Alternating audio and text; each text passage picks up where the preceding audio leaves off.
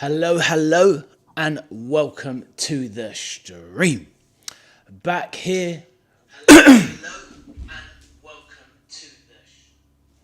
Sorry about that bit of feedback there. Yes, welcome to the stream. Back again, your boy Ade, the veteran arcade soldier, with the World Cup Watchalong. Starts today.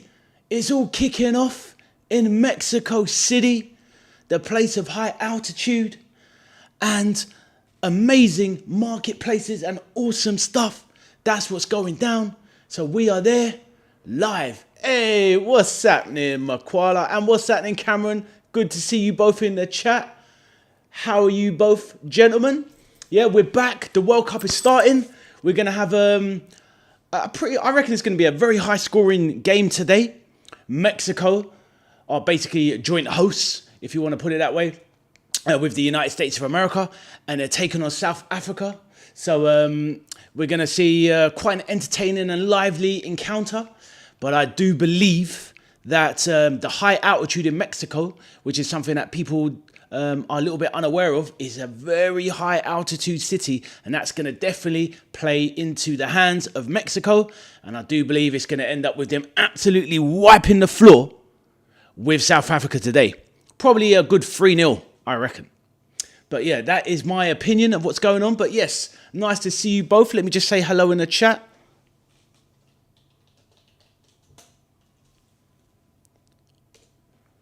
Hope you are both well.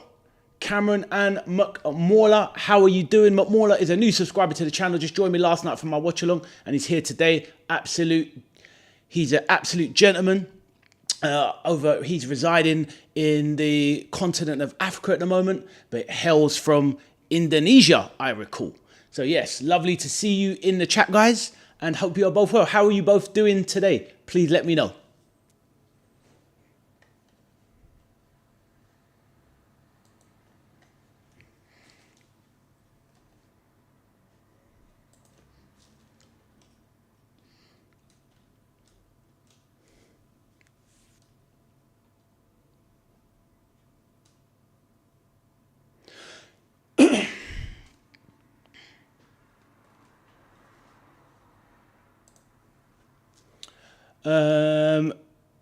Hey, little brat, WT, 40 minutes left. I know, man, we're getting there, innit? We're getting there, nearly there, my man. Little brat, welcome to the chat, welcome to the channel. Let me know where you are from, my man. It will be good to know. My name is Ade, the veteran arcade soldier, doing a live watch along today of the opening World Cup game, Mexico versus South Africa. Cameron says, so cool, referring to McMorla coming in and joining the stream. McMorla says, good bro, today I went to grocery shopping. Lovely, man. I hope you're having a lovely time. Remind me which country it was in Africa you was living at the moment. I was so tired last night, but obviously I remember you're from Indonesia, but remind me which country. Yeah, little brat, like I said, welcome to the chat, my man. Let me know how it's going, and are you excited? I see the WT in your name. Is that a reference to a state in America? Please let me know. I'm from England myself, and I'm ready to follow England in the World Cup to glory. So yes, all good. As for me, yeah, I've just been chilling out today, doing a few videos on YouTube and stuff, just getting ready for the World Cup. And yeah, when you're trying to get on this whole YouTube thing, it takes up a lot of your spare time when you have it, which a lot of us, you know, we struggle to find that spare time. But yeah, so I've just been doing a little preparation with some videos today. In a moment, Southeast Asia. Oh, Sri Lankan, your origin. Sorry, bro. I messed it up. I don't know why I was mixing up Africa there, but okay. So yeah, South Sri Lanka. In the moment, you're in South Asia, in Sri Lanka, but you're Middle East, Saudi Arabia origin. Okay, cool. I'm with you now. All good, all good. I hope that little brat is fine. Hope Cameron, you are doing well today. Cameron is a regular channel, an OG member of my channel, and I hope you are doing well today, brother. Hopefully we're going to have a good chat today while the game's going on. And yeah, it will be an absolute pleasure. So yeah, very much looking forward to the World Cup. And yeah, obviously, guys, when you've lived abroad in different places and you get used to certain things. I was just saying at the beginning of the intro to the stream, Mexico City is one of these places, high altitude in the Central America area. It must be super hard to play football in this kind of environment. So I feel the South African team is going to struggle a lot today, but we shall see if I'm correct. I'm going to put my prediction in the chat. I'm predicting a Mexico victory, 3-0. Feel free to put your predictions in there.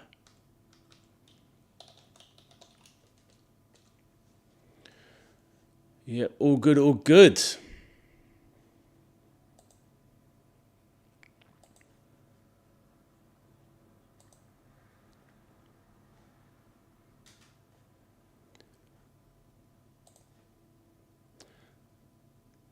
Morla says, Klopp or Rafael Benitez, best Liverpool manager according to you, bro? Well, in my time, I've seen a lot of managers. We had Dalglish when he first took over in '86. I was very young them times, but he was an amazing manager for Liverpool. Football was different back then, but yeah, definitely Klopp. Benitez, I did admire Benitez. The brand of football was sometimes a bit hard to watch. But ultimately, he was working with his hands tied behind his back. So considering he won Liverpool an FA Cup, he won Liverpool a Champions League with hardly any money and a squad that had no right to win that, it was an amazing achievement. But Jurgen Klopp, for the type of football, for the fact he had to battle against Manchester City with all their millions and billions of resources, Jurgen Klopp was just absolutely different gravy, man. He's the absolute man. He's my favourite ever manager, Jurgen Klopp, just because of the character as well, the passion, the type of person he is. Yeah, man, absolute legend. I love that, man. I wish he could have stayed for life, honestly. I would give him a lifetime contract, 100%.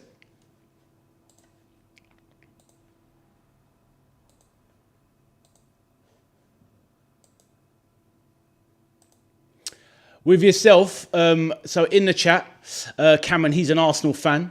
So, Morla, who do you like out of like club teams? Who do you kind of like to follow? What teams kind of interest you yourself?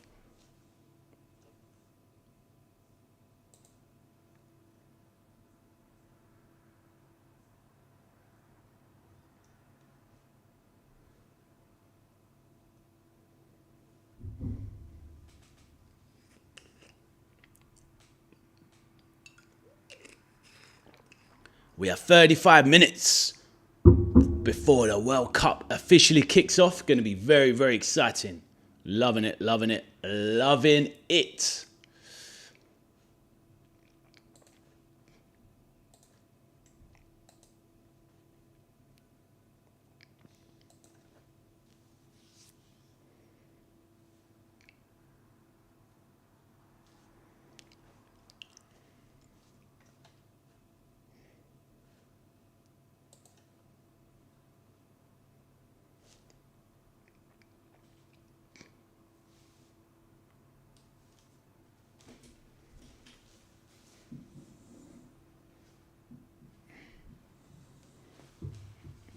Let's adjust the seat.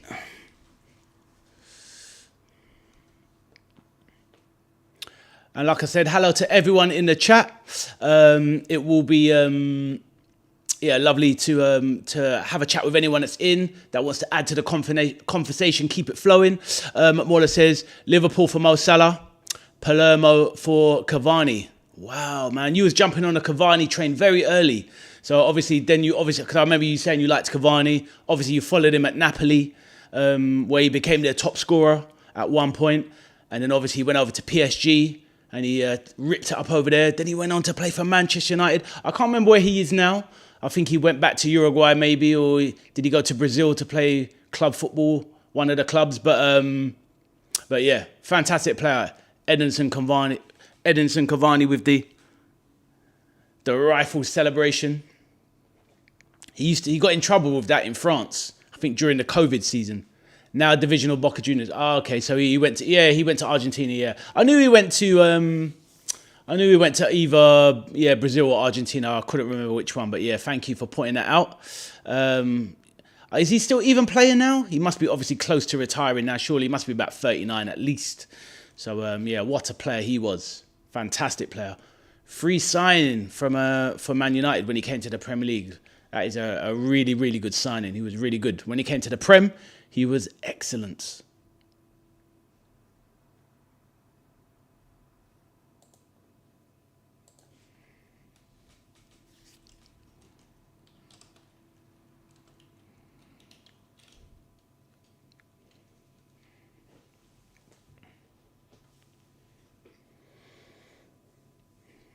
But yes, and also as well, playing now, maybe a year end or next year he will announce retirement. Yeah, just the thing, the human body can only go on for so long. Very rare you're going to get someone like Ronaldo, an outfield player that is playing 41, 42. That's just unheard of. Obviously, goalkeepers can do it a bit longer, obviously, as you will know. But yeah, players that play outfield nearly 40, wow, it's so difficult. Obviously, Zlatan did it. But yeah. Cameron says, I'm good, brother. Lovely to see Cameron. Glad you're well. McMuller says, most underrated footballer, Angel Di Maria, according to you. Yeah, I mean, obviously, he's very highly rated. He's obviously very decorated. He's won absolutely everything. But yeah, he doesn't, for some reason, he doesn't get the respect he probably deserves. You know what I mean? He's obviously known as a top player, but he's obviously a very elite player. He's been one of the greatest players in recent times, 100%. And yeah, fantastic player. Real Madrid, PSG, he's won it all. So yeah, respect to him for real. For real, for real.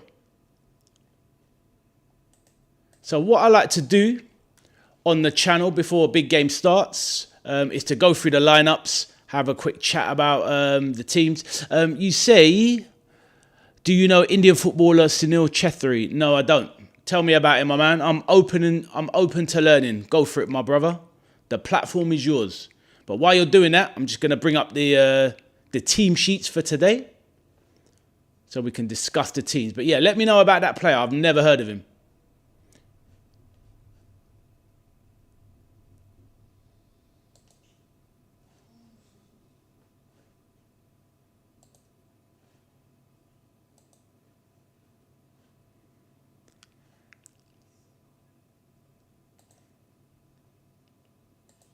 The wait is almost over.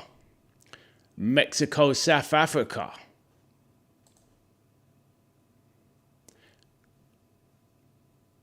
Let's get the lineups. Right, so what we have Mexico with their manager, Javier Aguirre, formation 4-1-4-1. So in goal, they have Rangel, Reyes at right back, Montes and Vazquez centre backs. Gallardo is the left back. Lira is the CDM holding position. And then they're playing a front five with two attacking tens in Gutierrez and Fidalgo, Quinones on the left wing, Alvarado on the right, and Raul Jimenez, who is the Premier League striker, playing up top, who will be familiar to British fans. Raul Jimenez, formerly of Fulham, who has just agreed to rejoin Wolves. So yes. South Africa, manager Hugo Bruce, formation 5-3-2, so pretty defensive. Williams, who is a goalkeeper that came through the Spurs Academy, for anybody who wants to know. Right, they're playing the back five, with the wing backs are Medao, and on the left is Modiba. Three centre backs of Ocon, Sibisi, and Bukazi.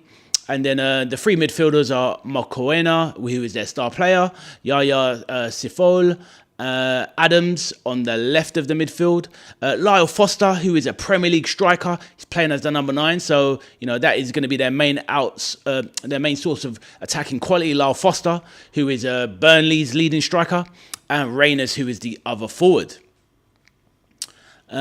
Substitutes. A lot of these players I do not know. You got Acevedo, Chavez, M.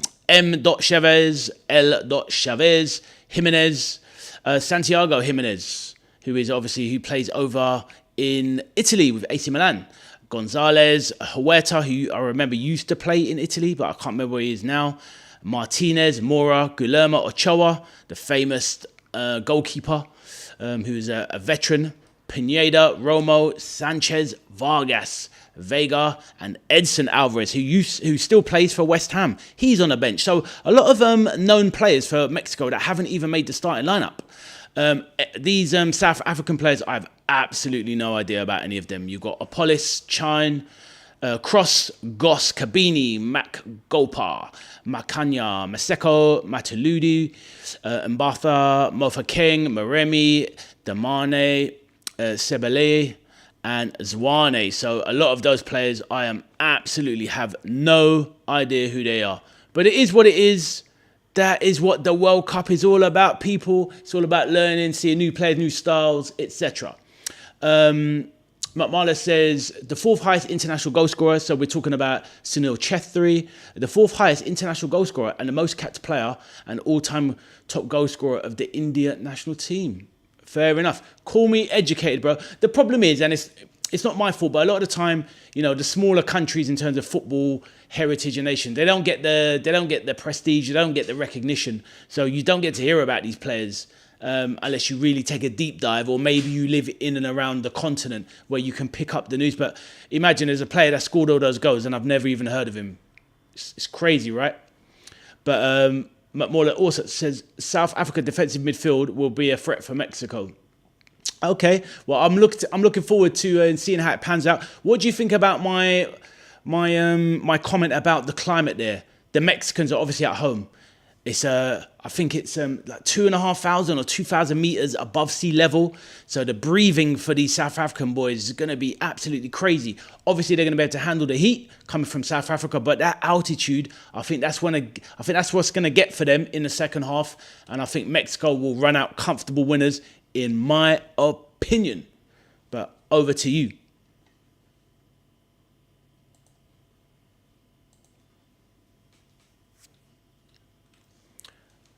Right, I'm just here in the background and I will just leave the team sheets up, but I'm here chatting in the background, so please talk away, no problem. McMorla says, even if he haven't got appreciation from Indian fans, he tried in a press day supporting Ronaldo, Messi, they don't give same appreciation for him. Oh, I see. It is the thing, isn't it? It's like, I don't know if you saw, you would have seen it yourself, but after the World Cup, which I found quite strange, that India erected a statue for Messi. And I'm like, well, why did you do that? Okay, he's a great player, but what has he got to do with India? Absolutely nothing. But they put a statue of Messi winning the World Cup. And like you're saying, they're not appreciating someone who does something for their sport.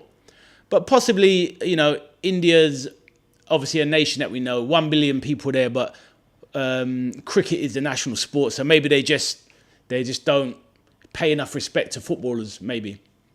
Can you ask again, bro? And he cried openly too. Sorry to hear that about him.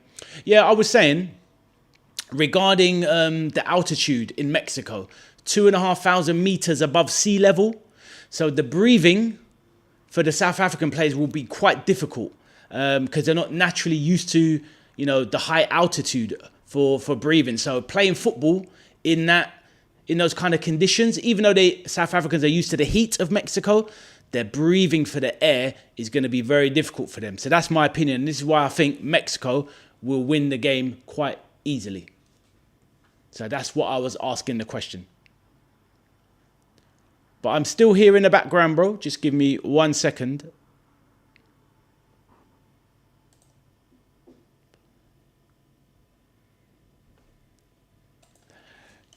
Yes. But high altitude.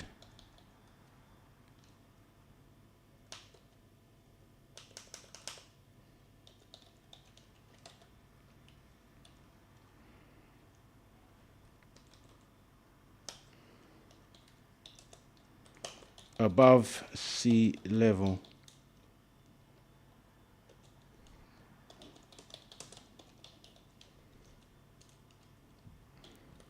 For SA. So yeah, that's what I was going with that.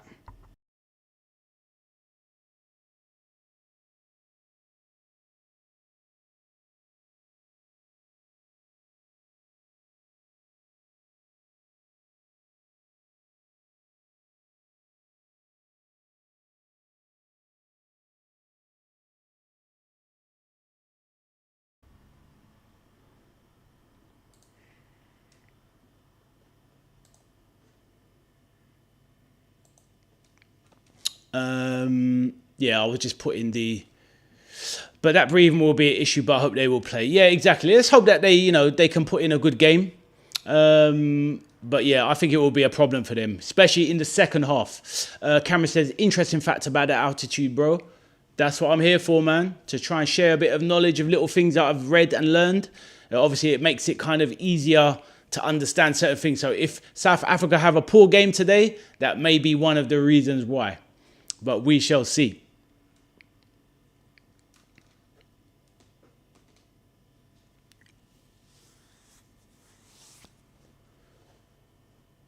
All right, let's see what... I'm just going to make sure. Is everything okay with the stream? Everyone can hear me properly? Please let me know.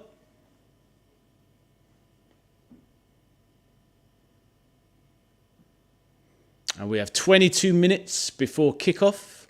So all good.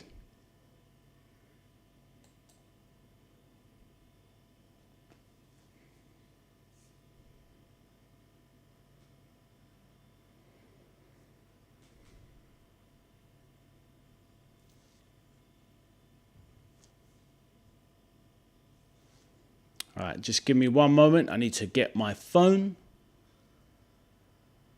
So give me 2 seconds, people.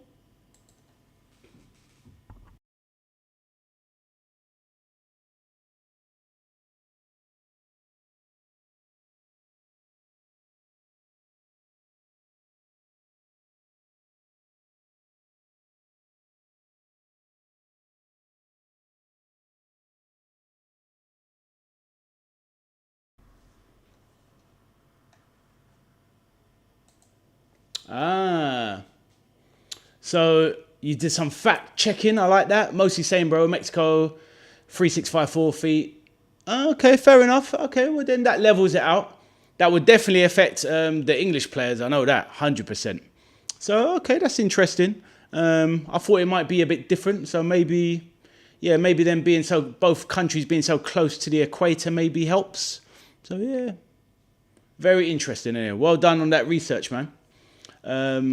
Yeah, to be fair, I just took it as a given that South Africa's wouldn't be similar. But we shall see. We shall see. But yeah, very interesting. The thing that I remember, though, is that when you look at some of the quality of the players, the South African players, there's not many names there that people will recognise, meaning that they're not going to be playing in leagues as strong as the Mexican players. So Mexico, being at home as well, have a big advantage. That would be an issue for Asian and European players. Yeah, definitely, 100%. Definitely European players, most definitely. It would be a big problem.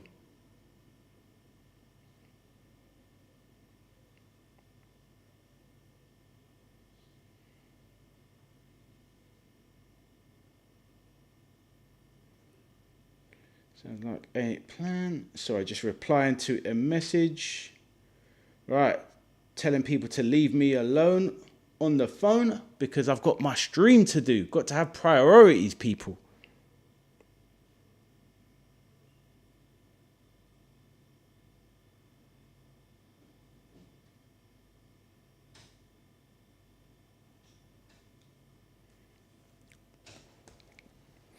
Yeah, so I suppose today is a bit of an interesting game. I'm a little bit disappointed with the games tomorrow. They don't really stand out. The game tomorrow being, let's have a look again. The game tomorrow is South Korea, Czech Republic, Canada, and Bosnia-Herzegovina. Those two games are not the most appetizing games. I mean, the South Korea game, maybe, actually, that's not too bad a game, actually, but 3 a.m. in the morning UK time is just the worst time possible. That's just absolutely the worst time possible. The Czech Republic will have a few players there. Obviously, Heung-min Son, that used to be at Tottenham, that's now playing in the MLS. A big name player, big star player. So it would be interesting to see maybe how South Korea get along versus Bosnia. But 3 a.m. UK, that's impossible. That is definitely not on the agenda for us UK us people that live in the UK. But Mauler, these times are not bad for yourself. Football at 7 or 8 a.m. in the morning, 9 a.m., 10 a.m. is good for you. Cameron, would you be getting up yourself 3 a.m. to watch a bit of South Korea? Let me know.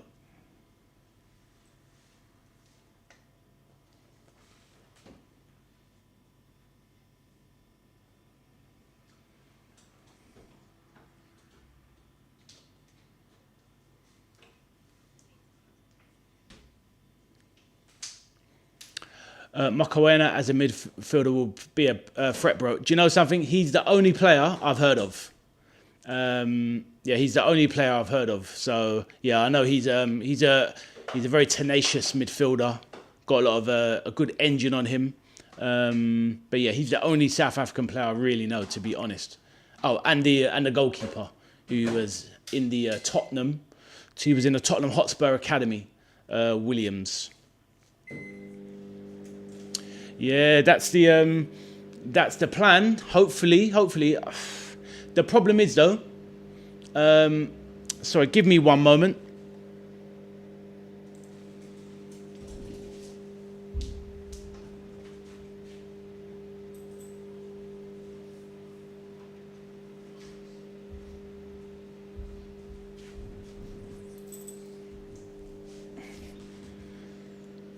Apologies, had a bit of a disturbance in the background that was actually cataclysmic.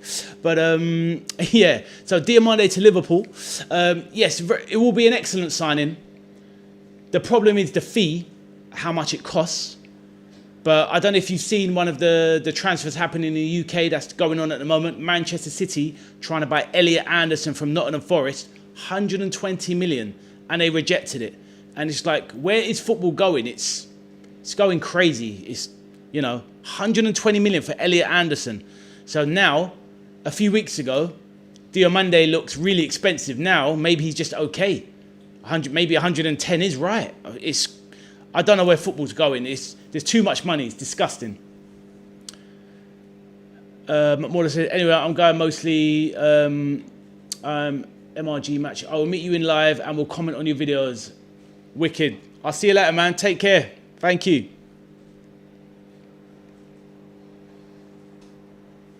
Ta-ta, bye-bye.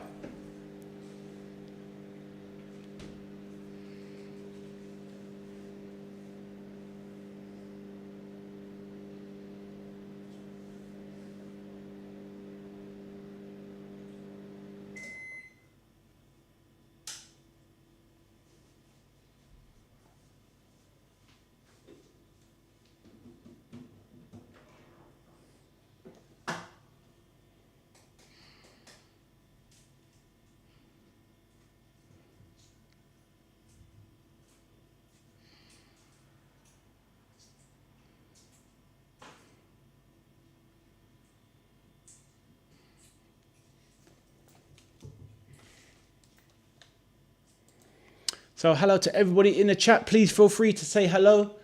Hit like on the video. Help the channel grow. And obviously feel free to have a chat while we're waiting for the game to build up. The festivities are beginning and we are now going to have kickoff in 15 minutes. Hey Natasha, how are you doing? Lovely opening ceremony and hopefully a really good game of football. Are you doing the later game? No, what's the later game? As in the very early hours of the morning? Let me double check. Oh, the South Korea Czech Republic. No, Natasha, that's too early for me. I can't be doing 3 a.m. But I will definitely do this one. And I'm gonna do like things like the 11 o'clock, the Brazil game, Brazil Morocco, for example. So as long as it's in and around the 9 or 11 o'clock. It's got to be very special to be getting up to do the 2 a.m. games. But maybe on certain ones, Natasha, maybe just be us there. But yeah, it's a good opening ceremony. A lot of money spent on it. And it's very impressive, isn't it? It's very good. Are you going to try and watch I know you said you're going to try and catch all the games. Are you going to try and catch the South Korea Czech Republic game at 3 in the morning? Let me know.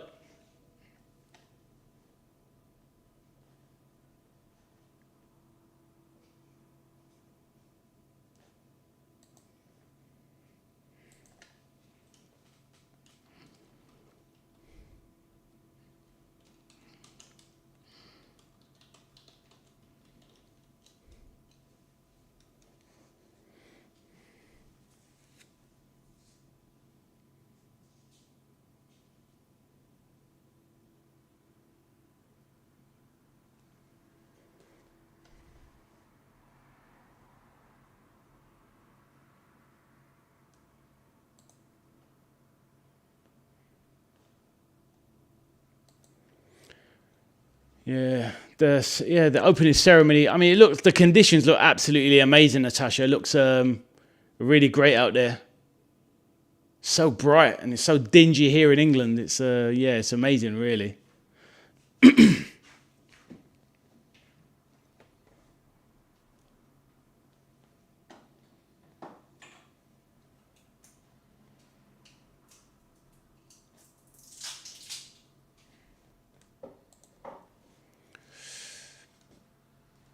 Cameron says, no way I can be up that late. Yeah, I know. Tell me about it. I mean, the South Africa game would be a good one. Quite compelling. Czech Republic, be quite a good game. See Heung-min Son versus the Czech Republic.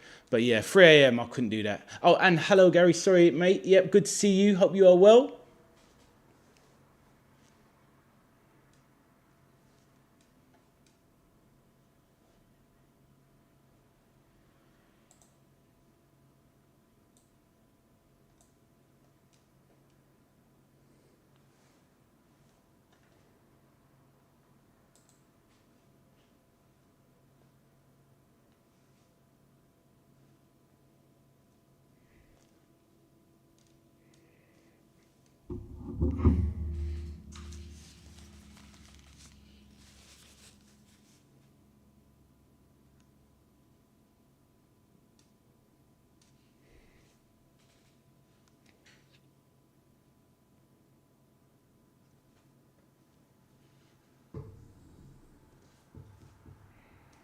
The thing is, when you're getting older, when you don't even recognize any of these people singing and stuff. I remember, obviously, I saw Shakira earlier with Burna Boy, so I saw that. I know who they are, but yeah.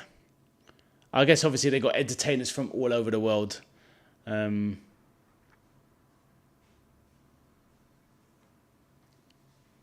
So, yes. It's nice to see that it's a massive stadium there.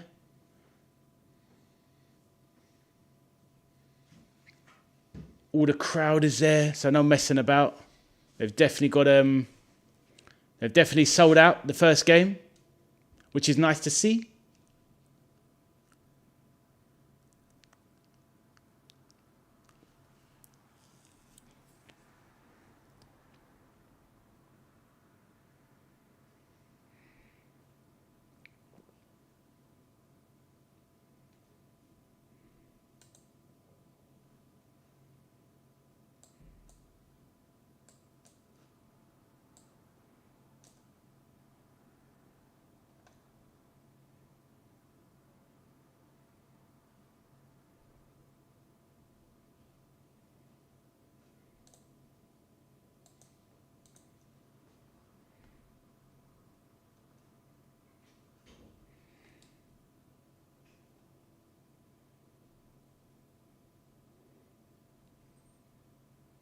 I feel like I should know who the guy in the red waistcoat is. I've got absolutely no idea.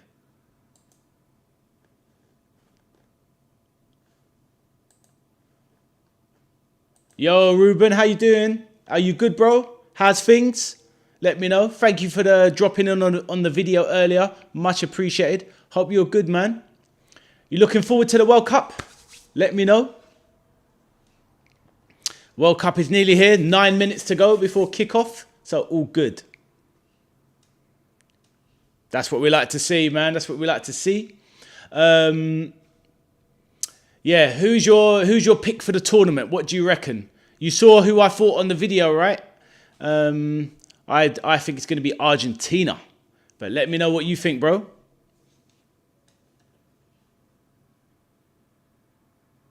France. Fair enough. I mean, they definitely have the best squad. There's no doubt about that. They've got the most talent. I'm just not sure about the goalkeeper, though. Mike Maignan. He was a good goalkeeper a couple of years ago. He's a little bit of he's not a bad keeper. But yeah, we shall see. I think France, minimum semi-finals, depending on how the draw goes in the group. Their group's not that easy, though. The group is a little bit tricky. But, you think if France don't get to the semi-finals or finals, it's a disappointment. But then I think the same for Spain as well. But I've just got that feeling it's Argentina. I've just got that feeling. So we're going to see, man. We're going to see. And what is the time zone for you right now? What time is it for you? Oh, you think Portugal, yeah? Okay. They definitely got, one of the best midfields, haven't they, there?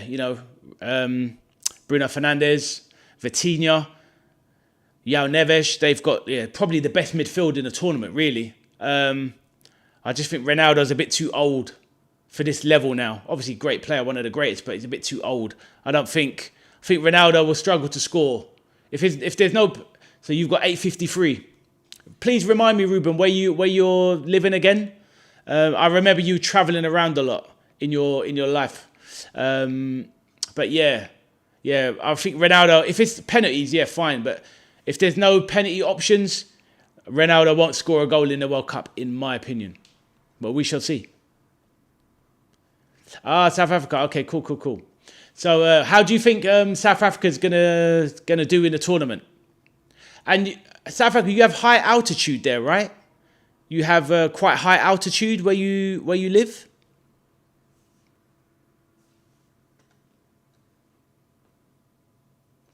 Yeah, because I was saying, I didn't realize this, but one of the viewers pointed out to me that because Mexico City has a very high altitude, but apparently South Africa does as well. So you just confirmed that, because European people like us, or me, whatever, we would struggle playing in Mexico City because of the altitude so high. But you're used to it in South Africa, so maybe the South African team will be okay with it.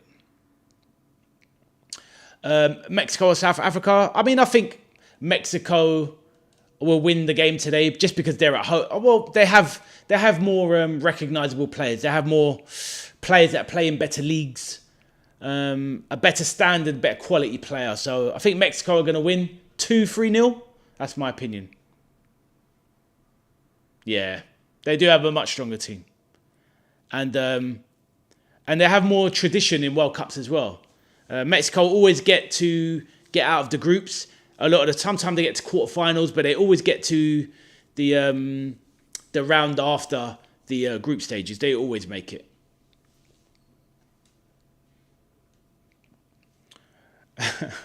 South Africa goalkeeper's peak. Well, as in you think he's good, or you think he's a bit...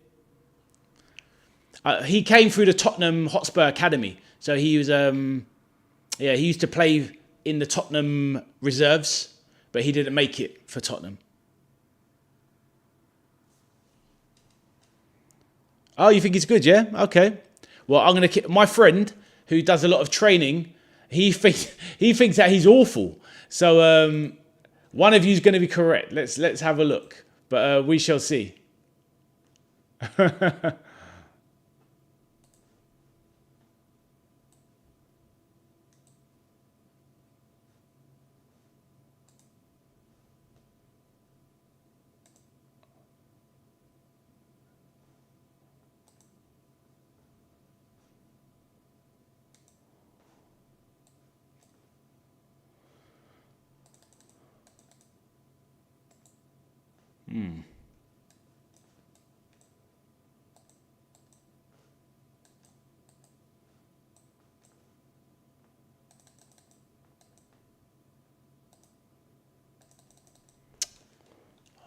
have I done here?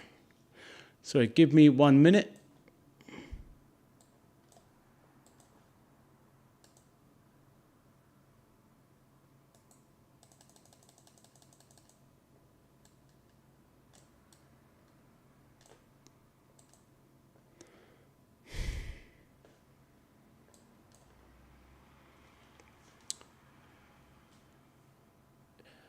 So he was nominated for the Ballon d'Or, yeah? Roman Williams. Okay, cool.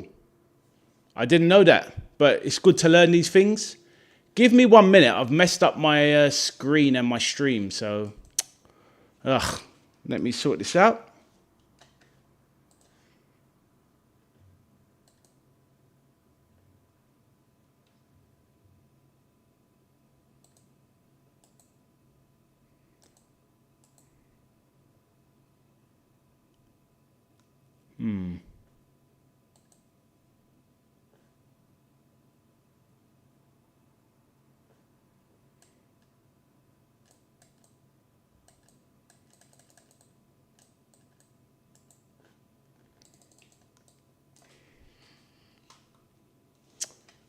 What have I done to the screen?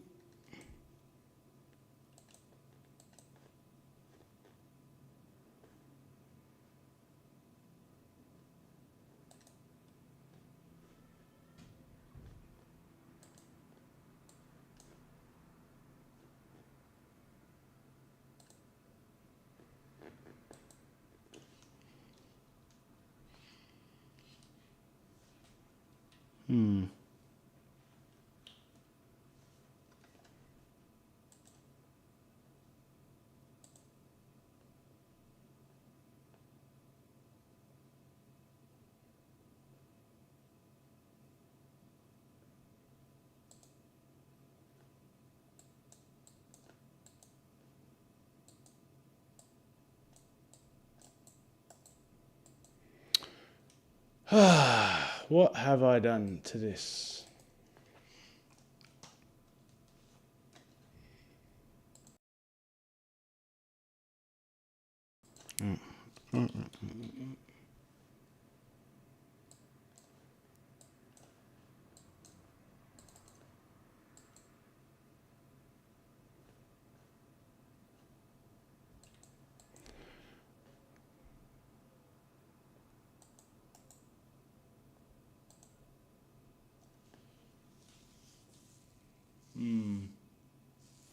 I've really messed this up. Why isn't it working?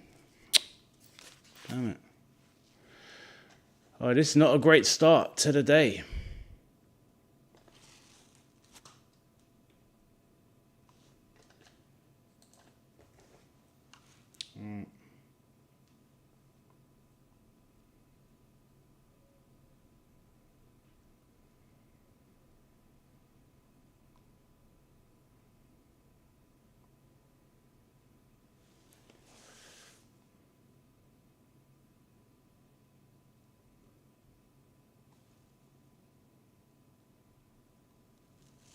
Alright, so let's do that.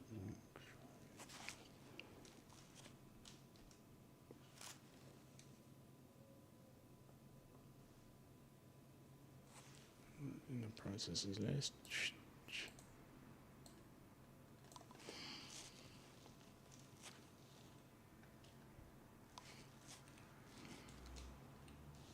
Task manager. Oh, come on. Fuck's sake.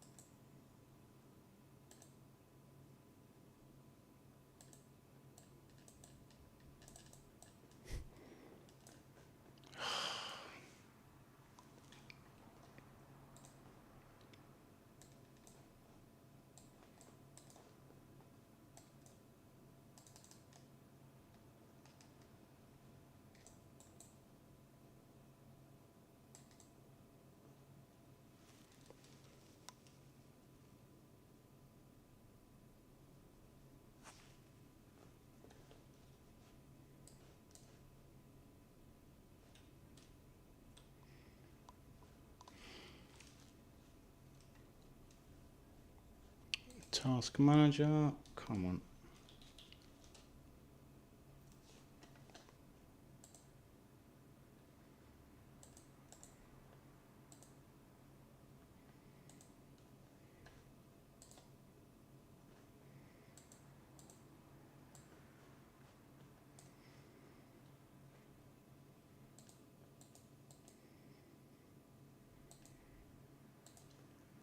Nope, I think I've really messed this up. I'm going to have to probably restart. Wonderful. Flip's sake.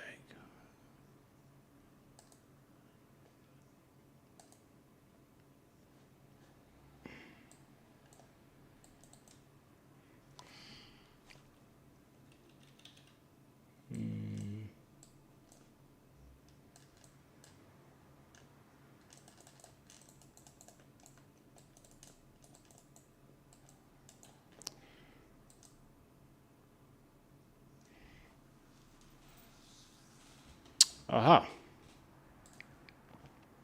Right. Thank goodness. Back. Just about to restart the whole thing. So yeah, all good. Sorry, Ruben, are you there? Let me know if you're there. If you could kindly let me know if you're still there and is everything working, or anyone that can let me know. I have to go. I'm going to watch the game with my friends. See you later. Take care, brother. Look after yourself. Thank you for joining me, and I'll enjoy the game. I'll chat to you soon.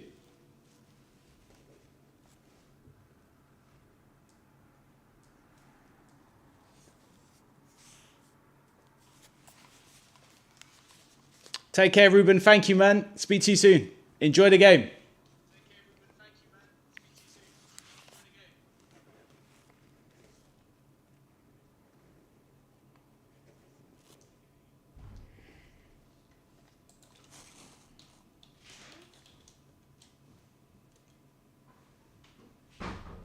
Hey, Peter, how you doing, man? Why? What's going on with the planes and helicopters? I've been having some technical issues. I've just managed to resolve it. I was literally about to crash the whole thing and try and start again, which would have been a nightmare, but just about made it. I'm back. But yes, what have you been hearing, my man? Let me know.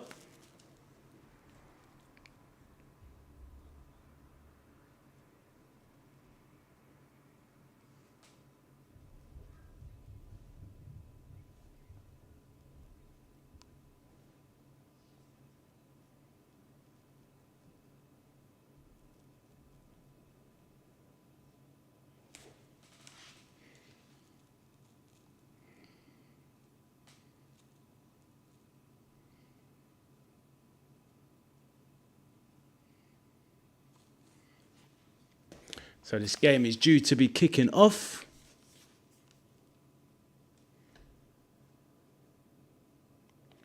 Yeah, let me know what's going on with that, Peter. I have absolutely no clue. All right, planes, flybys, and helicopters carrying the Mexico flag. Okay. Well, I mean, it was quite. I mean, it was just a whole load of singing and dancing on the TV. So I was definitely unaware of any of that stuff. That is for sure.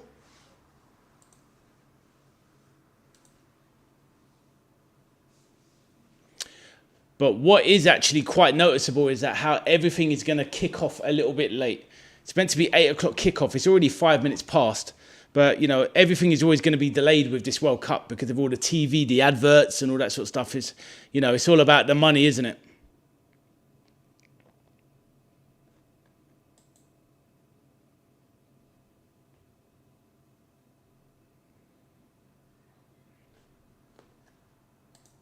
All right.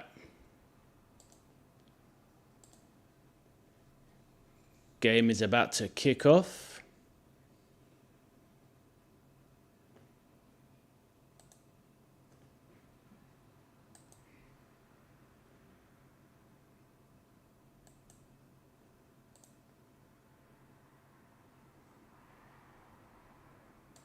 And we are off. The World Cup has kicked off. Amazing. Wow, the crowd are up for it. Amazing. But Peter, how are you today, my man? Let me know.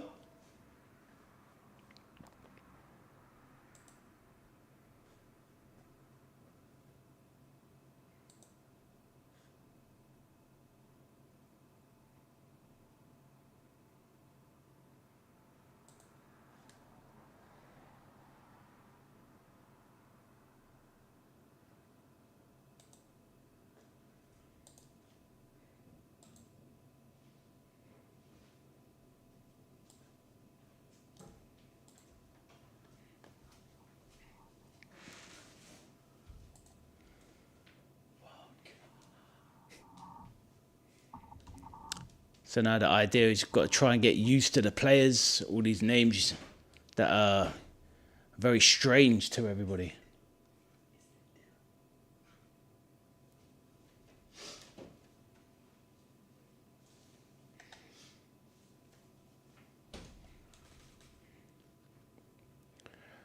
What I have noticed early on, Peter, is that a lot of the well-known Mexican players are on the bench.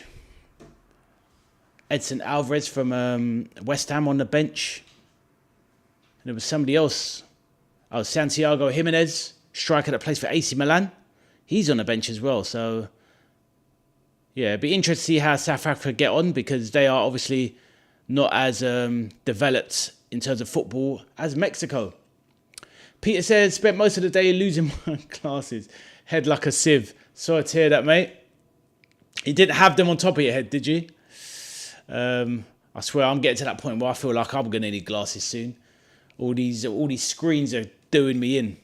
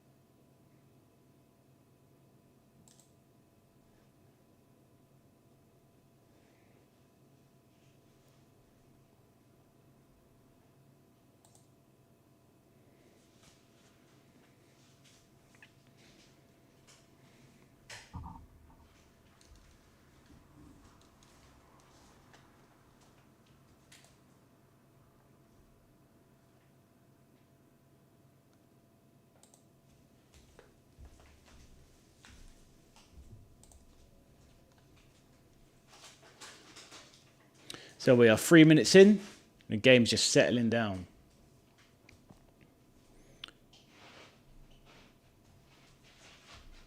Williams, the South African keeper, came through the Tottenham Academy.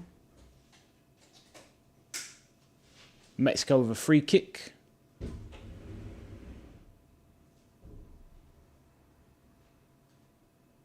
Oh, hit straight at the South African wall. Lovely, colourful kits.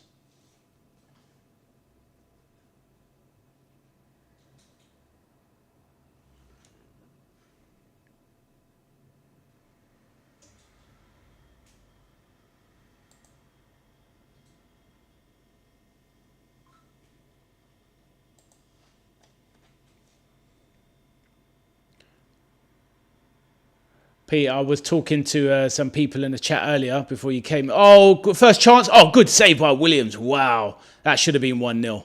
Early signs. Yeah, I was predicting a 3-0 victory for Mexico. Wow. Good save. Raul Jimenez. Bang. Left-footed volley. Nearly opens the scoring. Good save from the keeper. But yeah, I was saying earlier that Mexico City is one of the highest climates in the world, and I thought that would go against South Africa with the whole altitude thing. And then I learned quickly afterwards, somebody pointed out that South Africa has also a very high altitude, so the air and all that sort of difference in terms of breathing shouldn't be an issue. South Africa on a break here.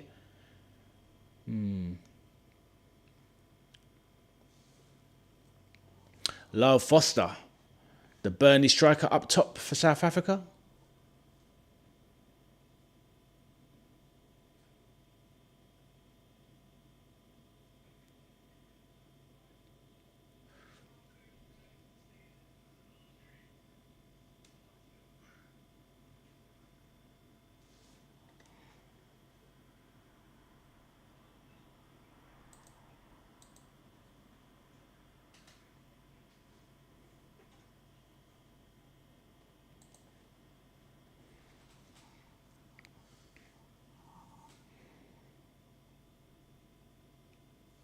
Yeah, altitude doesn't sound good. Yeah, it wouldn't sound good for us, I know that.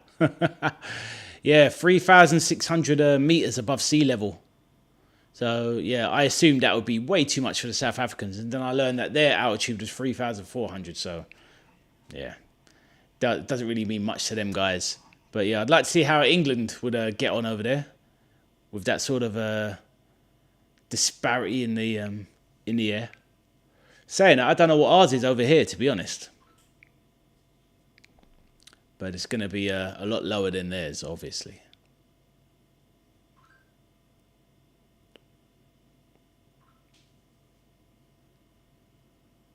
Yeah, Mexico's that kind of team that always seems to, get through the group stages and then they go out in the next round afterwards. They always seem to do that.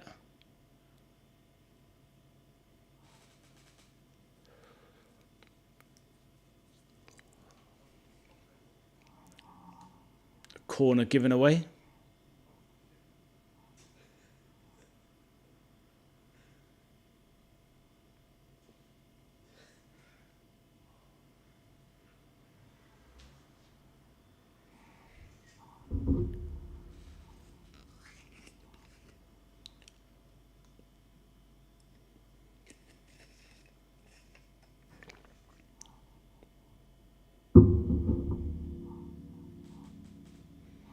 Oh, I didn't realise that. 170 to 530 feet for our altitude. Oh, is that right? Okay. I was going to look it up when there was a spare moment, but wow. So imagine theirs is 3,000 and the rest, 3,000 and change higher than ours. So imagine trying to breathe there, we'd be cooked. But yeah. Also, I just heard one of the rule changes that corners are going to be decided by VAR. I mean, that's nuts.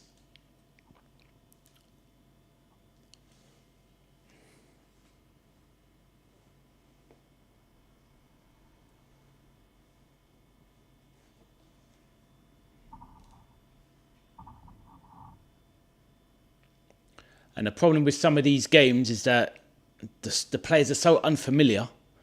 You just you can barely work out. You just know which team is which, let alone who is doing bits. It's probably about 5 or 6 players combined out of both squads that I know who they are. McMarla says, good to see you back, bro. You think South Africa are going to attack because to avoid late half breathing issue. Am I right, bro? Maybe, but Mexico have just taken the lead. 1-0 up. They really should have been 1-0 up already. So, yeah, I think my early prediction of 3-0, I think is going to be quite close to the mark. They should have been 1-0 up already, and they are already 1-0 up in 9 minutes. But, yeah, Marla, I don't know if South Africa... I mean, they're going to have to probably go for it, but they're going to struggle. They just don't have the quality overall. Very sad times, man. They are one of the weakest teams here. I mean, it's a risky pass out from Roman Williams, the South Africa goalkeeper. He plays it out to the centre-back who just miscontrols it. The Mexico player runs in, intercepts. It breaks to Quinones, who just puts it past Williams. I think people who live at high altitude have extra blood vessels in their mouth. Yeah, 100%. But yeah, good to have you back, McMorla. But yeah, 9 minutes for the first World Cup goal. Brilliant goal. It's a good goal, wasn't it, Natasha? Really hunting them down. Lovely to see you back, Natasha. 2010 FIFA South Africa showed some class of play. They did when it was the home tournament. But yeah, away from home, they're going to struggle. But yeah, it was really well played. Natasha, and they should have scored earlier, shouldn't they? Like Raul Jimenez from Wolves. He should have put them ahead with that volley in the first 5 minutes. So I think it's going to be a long evening for South Africa, in my opinion. McMorla says, hi, Peter, bro.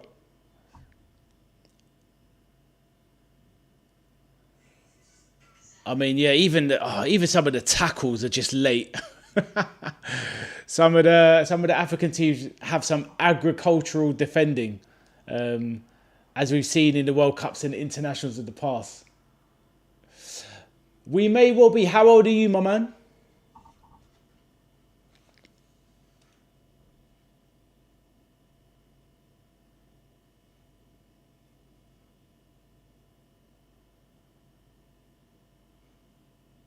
Yeah, let us know. Myself and Peter, we're similar age. We're very close in age, actually. Born in similar time periods. How about you, McMorla? How are you? 2004. Wow, you're just a little bit older than one of my sons. But yeah, lovely to have you in, man. It's at the end of the day, it's all about enjoying the game together, passing on knowledge. I learned about that player you were talking about earlier, the Indian player, Sunil Chhetri. But yeah, I wouldn't have known that if it wasn't for your knowledge. So everyone can teach everybody something.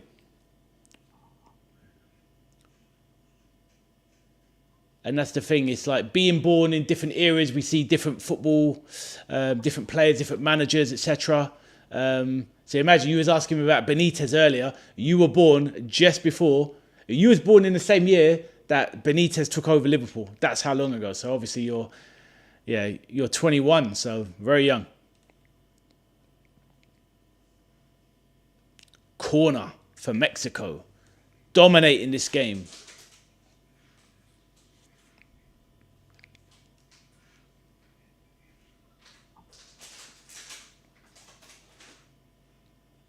Natasha, if you're there, what do you think the score is going to be? I'm predicting a 3-0 to Mexico.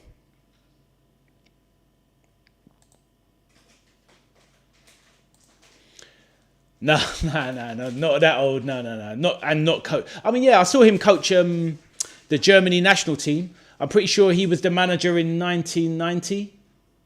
I'm pretty sure Beckenbauer was the manager in 1990. So I saw him coaching Germany, but not. I didn't see him play. No. That's well before my time. No. But obviously, everyone knows of the legend that is Franz Beckenbauer, who only died a few years ago. But yeah, very famous in the football world. You know, one of the biggest football icons in the history of football. But no, definitely didn't see him play. Me and Peter, no chance. And Natasha did not either.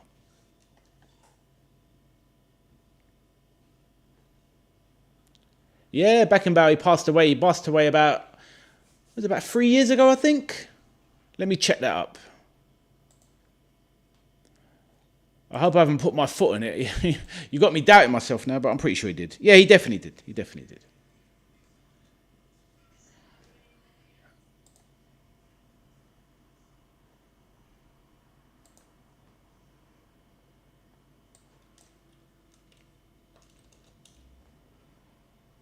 Yeah, he died in 2004, Peter. 7th of January 2004. So yeah, I wasn't that far off. I knew it was a couple of years ago. Which footballers you saw as a player and now coaching? Very good question. Well, obviously in and around the time, there's been so many, because even when you was born, and like my favourite player, Steven Gerrard, that you will know, he's a coach now, obviously. But I think maybe if you're talking about legendary players, as in from the past, even if you take someone like because obviously we can name players that were played 20 years ago because it's easy because they're still very current. But if you take the France manager, Didier Deschamps, I saw him play. I watched him play in Serie A in the 90s. He came over to Chelsea at the end of his career, played for Chelsea when he was in his mid-30s. And obviously now he's the French national manager. He also he managed Marseille as well in the French league. So he would be like someone from an older time, say like in the 90s, those type of players. Who else? Even Ancelotti. I've seen Ancelotti play, but you know, I was still quite young when I saw him play. So, but yeah, obviously, and then obviously as players that aren't that old now, you know, like Frank Lampard and Gerrard and all these guys, they're managers now, but they're only kind of in their 40s themselves. They're not that old in terms of, they're still quite young managers. Xabi Alonso, obviously, and so many players. But I think you're talking about maybe players from maybe when I was a child, maybe growing up, or teenager, etc. Who else are good examples? Yeah, so many, really. So many. Roy Keane, he doesn't really manage anymore, but, you know, so many players.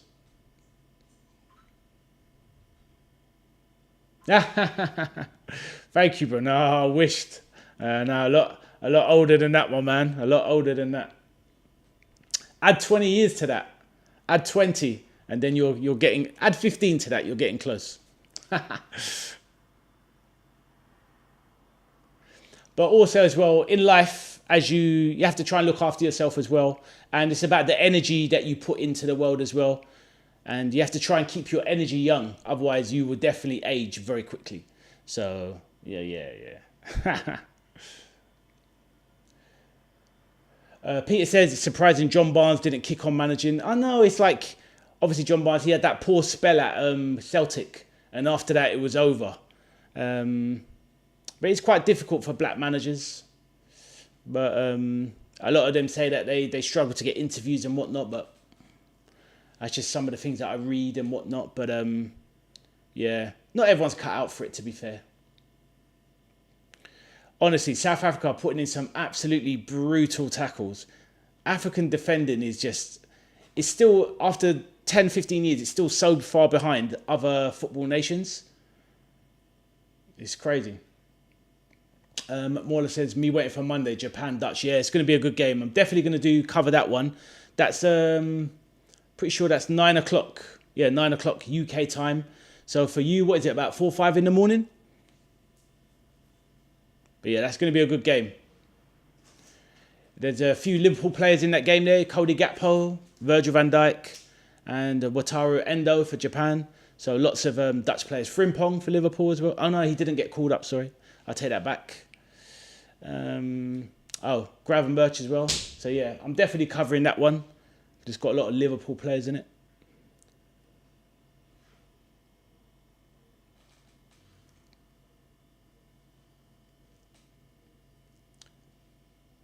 What do you think, McMarla, about the Dutch? Peter says, if you don't drink and smoke, you get to look younger. Exactly, Peter. And I don't drink or smoke.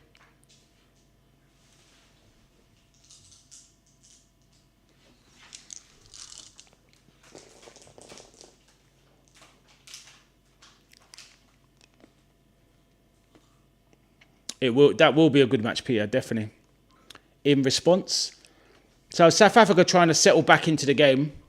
They're trying to get a foothold in this game, but it's going to prove very difficult.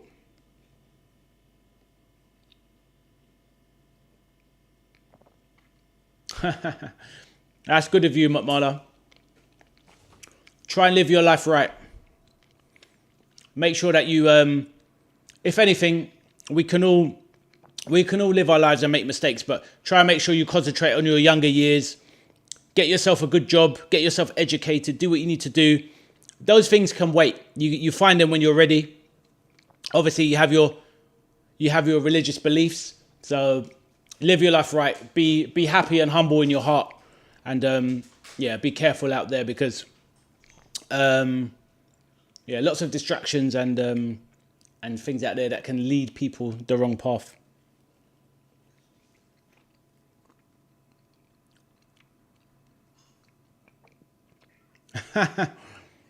Wise words, Peter, definitely. Roy Keane or Vinnie Jones? Oh, Roy Keane all day long.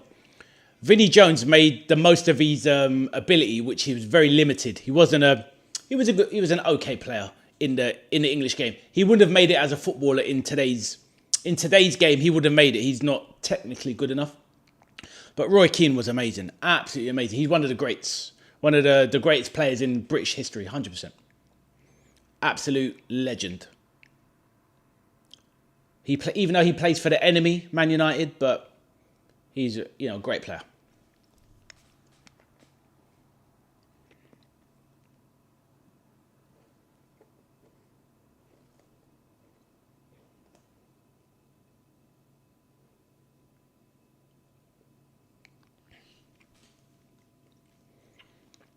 Pepe or both great players, but yeah, Sergio Ramos. But I do think both of them are a little bit overrated, though. I think they're both great players, but I do think both are a little overrated. But yeah, either one, they're still great. And what great careers! They won everything.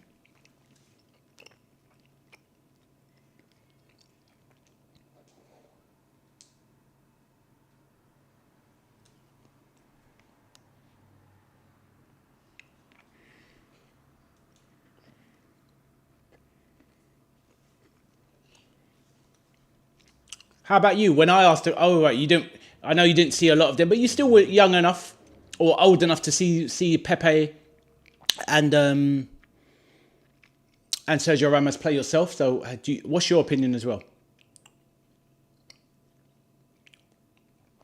Most underrated player? Let me think on it a minute.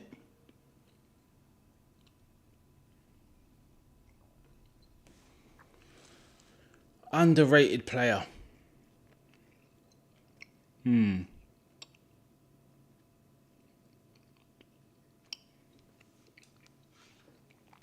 a very good question. There's probably so many. Do you know who's an underrated player? Even though he gets a lot of respect, James Milner. He's an underrated player. He's not rated as much for his technical ability that he has, considering the career he had. James Milner is definitely a very underrated player. He's a lot better than people give him. Even though he's rated highly, he's better than a lot of people give him credit for. Oh, bad drop by the Mexican goalkeeper. Yeah, you think Ramos very, overly aggressive and overrated. I think so as well. Obviously, he's a good player. But the thing is, well, some people will always look at Peter Beardsley. That is one that you might not be that familiar with, Marla. But Peter Beardsley played in the same time as John Barnes for Liverpool. He was an unbelievable player. I think the only reason he wasn't rated higher, even though he was rated top class in England, he's an English winger stroke striker. More like a second striker. But he was unbelievable player. But I think because he played with Liverpool and he was in the shadow of John Barnes, he didn't get the ratings. There you go. You see that, Mola? Maradona was a fan of Peter Beardsley, and Maradona is one of the GOATs. Unbelievable player, Peter Beardsley. Unbelievable.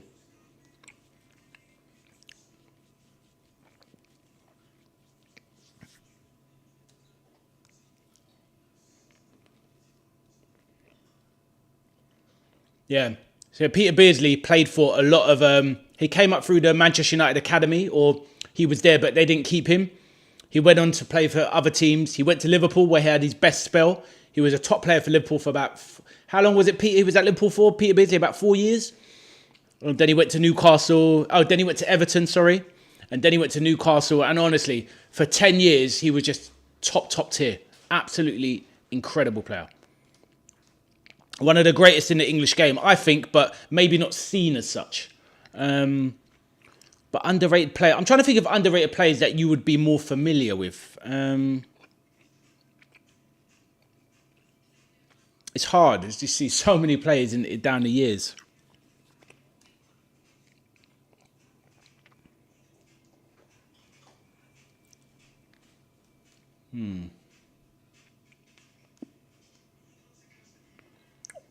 Today in modern football, I think Tonali is underrated.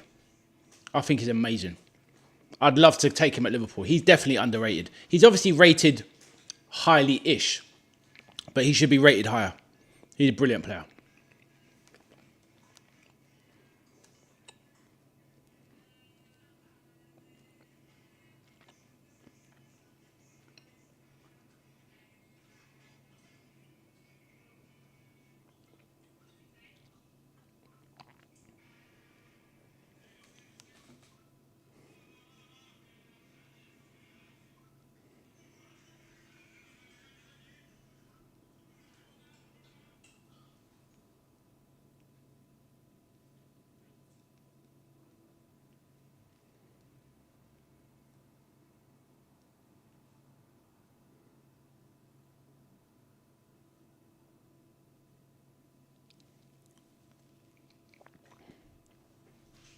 Oh, Maradona's unbelievable.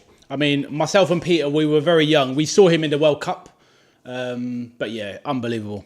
And even then, even when he, for the next few years afterwards, he was top tier. Absolutely incredible.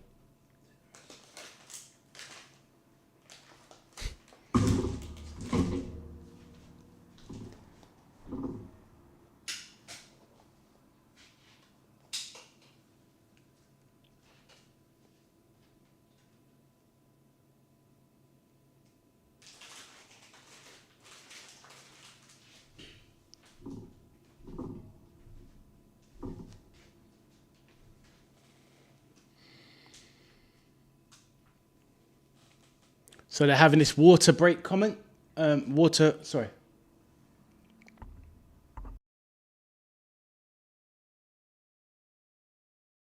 So they're just on a water break. Just give me one moment.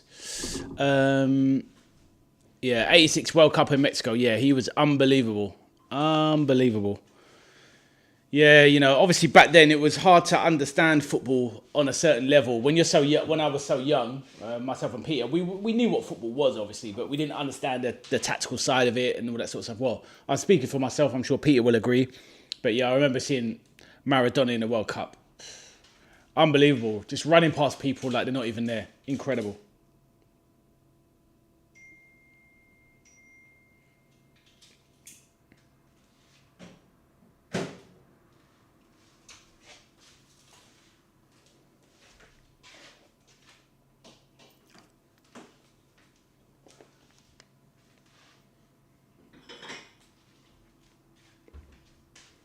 How about yourself, McMauler? Who do you think is a very underrated player in modern times?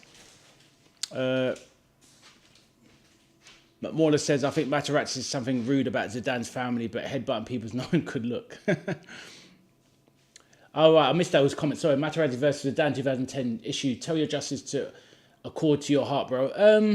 Sorry, I didn't see that comment. I got distracted with something.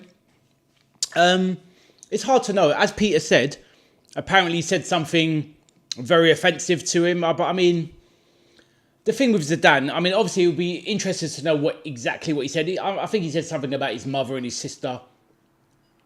But it's the World Cup final. You've got to keep your emotions in check. I know they're tired and whatnot. Imagine if Zidane stays on, maybe they win that penalty shootout. So, yeah.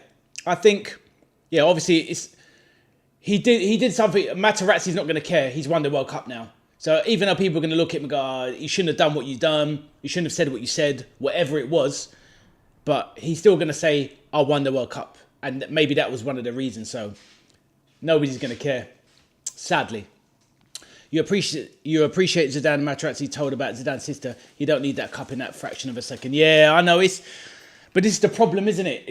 It's these things that footballers do nowadays where things like that is not right. And also, even now, the way they play the game, where if you watch an Arsenal game, where they're always crowding the goalkeepers, and now every team is doing it. Everybody's jumping, grabbing. The keepers, like when they have a corner now in the Premier League, all 20 players are next to the goalkeeper. It's a massive battle, and it's not right. So there's always looking for these little advantages, is what I'm saying. And I don't think it's for the good of the game. The game is losing its spirit. And obviously Materazzi there wasn't using sportsmanship. He was very unsportsmanlike. And it would be interesting to know exactly what he said to Zidane. And as Peter says, it's like WWE, it's like wrestling. Football's becoming like wrestling. Where's Roman Reigns and the Big Show and all these guys.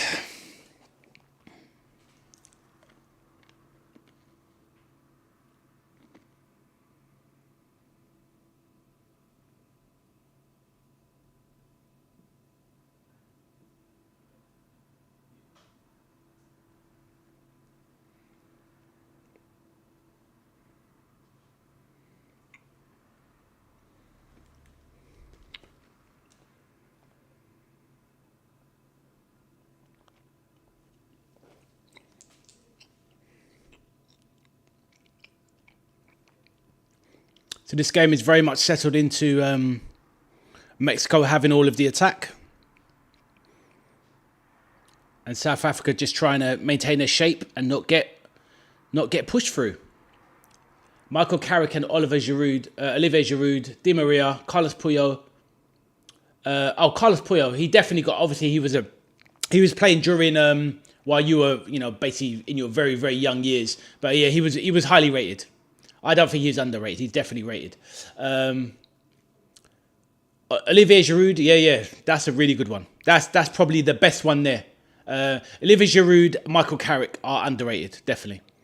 Especially Giroud, 100%. That is actually the best example you've given. That's the best example we've heard so far. I'll try and think of some other ones, but obviously Di Maria, he deserved more, but everyone knew he was world class. Or everyone know he was an elite footballer, but maybe they didn't give him the ultimate respect. But exactly, Puyol was a great player. That's someone I don't put him in that category that he was underrated. He was rated as one of the best centre-backs in the world for 4 or 5 years. So for Barcelona. But Olivier Giroud is definitely underrated. 100%. 100%. Trying to think of some. I'm just going to try and think of some other modern era players that are underrated. As I gobble down on sweets. I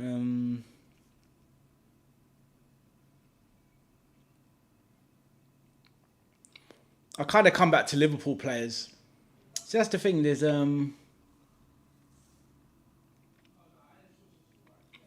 I think Roberto Firmino for Liverpool. He is underrated. He's obviously known as a very good player, but I think he was better than that. He was an excellent player.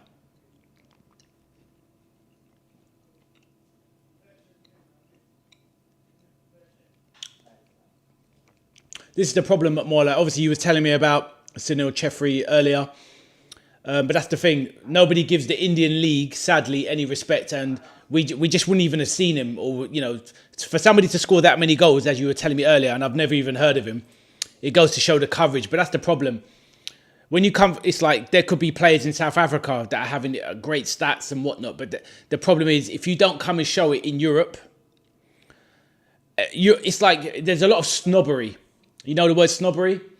Elitist mentality. If you don't do it in Europe, it's like you're a nobody, and that shouldn't be the case because there's great players all over the world, but some of them just need a chance. But yeah, certain leagues are never going to have the exposure, sadly.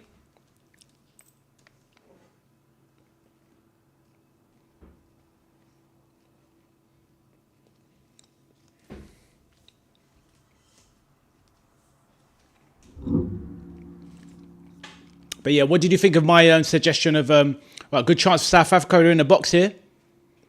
Oh my God, the passing for some of the South African players is atrocious.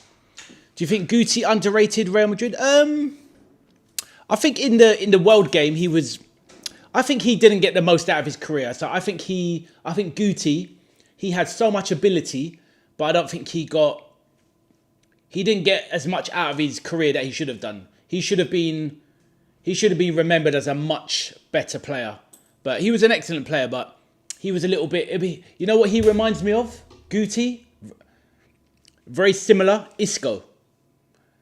Isco that used to play for, obviously, Real Madrid and obviously...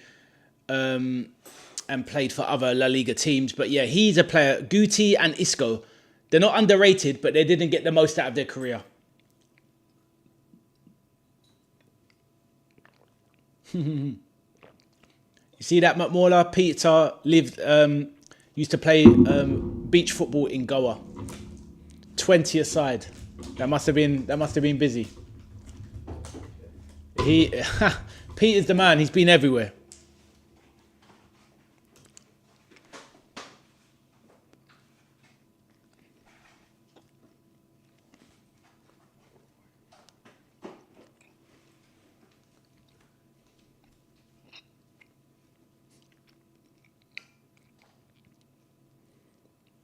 But yeah, hopefully, yeah. Let me know, if you heard what I said about Guti. But yeah, Roberto Firmino for Liverpool, underrated.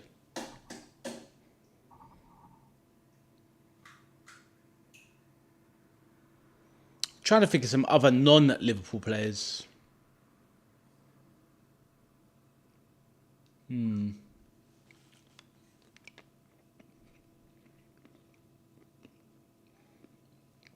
With myself, I appreciate players that get more out of their. I like players that get more out of their careers than their ability. So Frank Lampard, for me, for his ability, what he naturally has, his level is really there, but he got to there. That is when you know somebody's incredible. Do you know what I mean?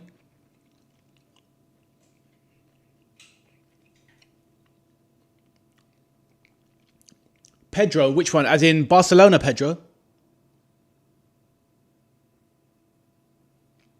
Do you think Pedro equal rated or low Chelsea Pedro?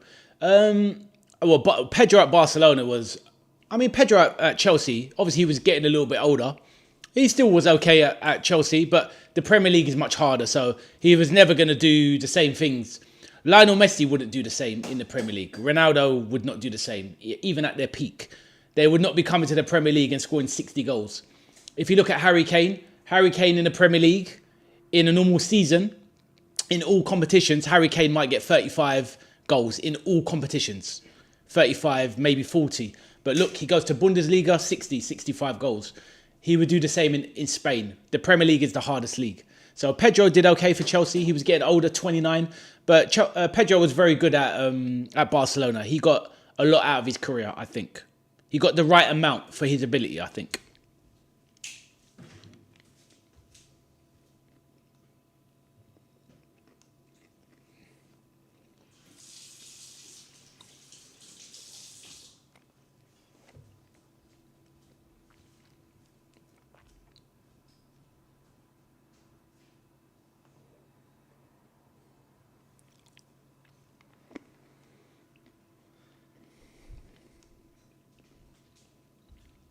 Gary says, good to see you again, Gary. Great chat, guys. It is very interesting. Learning all these things about players in different parts of the world.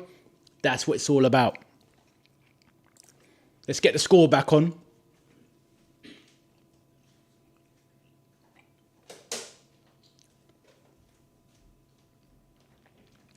According to the videos now, Damiano Tomasi, AS Roma, 2000s time, player underrated? I don't think I think he was okay. I don't think he was underrated. I just think he was okay. I didn't think he was anything special.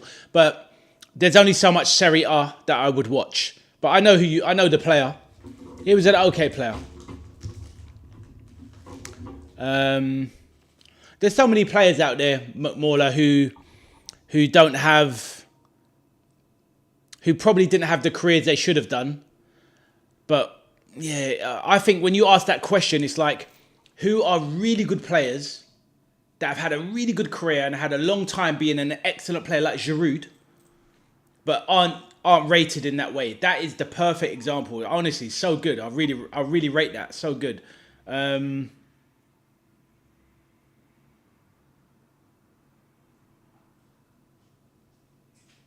I'll tell you somebody who obviously we know that Benzema is one of the he's a great player, yeah, legendary player. But if you think about the sacrifice that Benzema gave to Real Madrid and Ronaldo for 8-9 years, he could have done so much more, even though he did a lot. How good would Benzema had been if Ronaldo hadn't have been at Real Madrid? Benzema would have been the main man. He could have won 4 or 5 Ballon d'Ors maybe. He was unbelievable. But he lived in the shadow of Ronaldo because Ronaldo is too big. But imagine you take Cristiano away. Look once Ronaldo left once Ronaldo left Real Madrid, look how good Benzema was for 3 years at Real Madrid. Best player in the world, or one of them. Unbelievable. No, it's really good. It's really good. It's really good spotting. Yeah, Giroud, definitely, 100%. I think, yeah, like I said, I think Di Maria, he should be rated higher. He's still a good example, even though he is rated very highly. But a lot of people don't rate Giroud. That's why it's such a perfect example.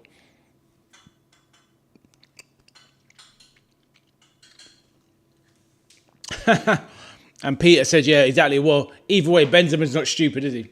He's like, what is he now, 38? And he's earning 122 million euros a year. Unbelievable. And still playing football. What a life.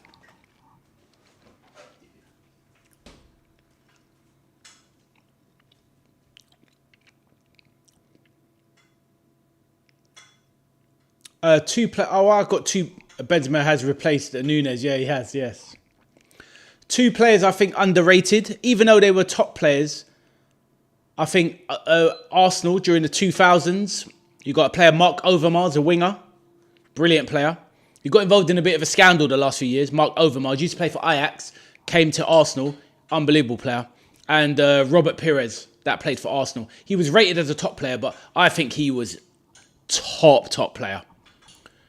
Jimenez, should have scored. Should have been 2-0. Zambrotta, Juventus in Italy, former defender. Can you tell me about this man, bro? I think you know him. Yeah, I know him. Oh, he's brilliant. Fantastic right back. Yeah, like you say, play for Italy and Juventus. Super fast, excellent defender, great at crossing. You know who reminds me of? Similar to like Andy Robertson that left Liverpool, but just the right-sided version. Very similar, but much faster. Brilliant player. So fast, good in the tackle, great going forward, good 1-2s. Excellent player, Zambrotta. Excellent player. I think... Oh, Mexico hit the post. I think Zambrotta, he's the kind of player that maybe should have tried... Actually, I think he did go to... I think Zambrotta did go to Barcelona, I think. I'm pretty sure he went to La Liga. Let me double check. I think he went to Barcelona towards the end of his career. Let me double check.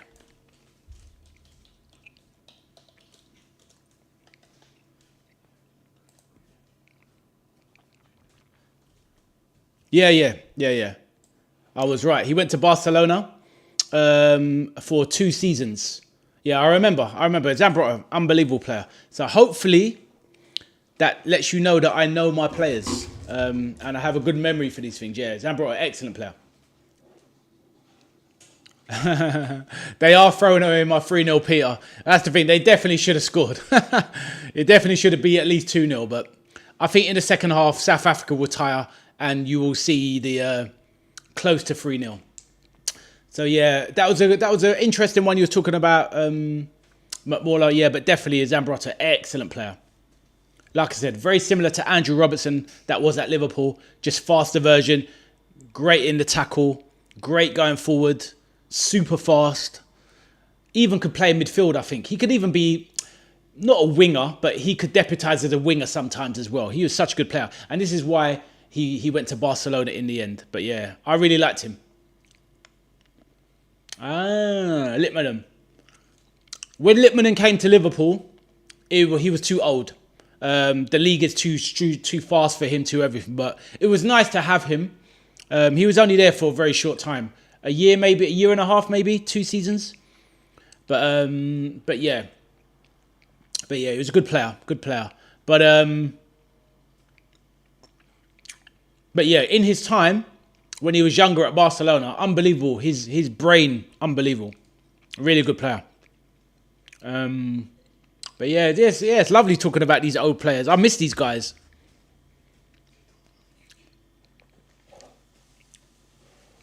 Like current Manuel Neuer. Yeah, as we was talking about yesterday. He's going on too long. Manuel Neuer. He's definitely going on too long. Yeah. I think it's time for Neuer to give it a rest. Or give it to some young player to have a chance. Do you know what I mean? Being so greedy, keeping the Bayern Munich position all for himself.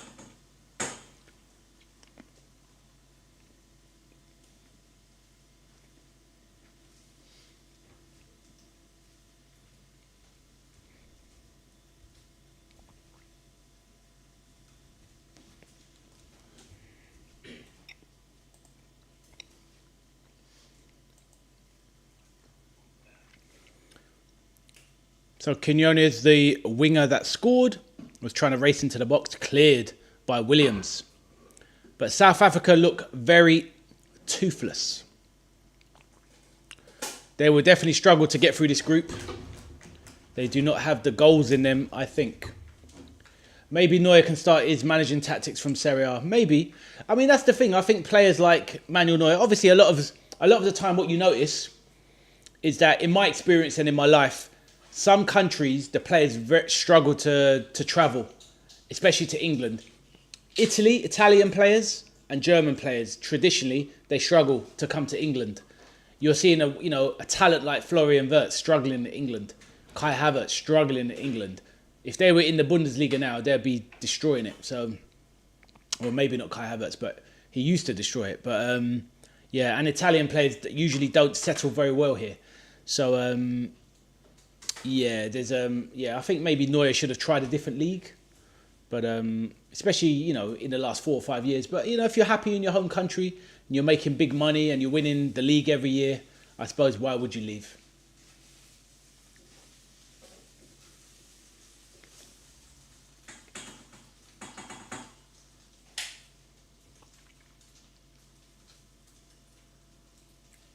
Super Strikers cartoon will be an example from youth and kids to learn about football via cartoons.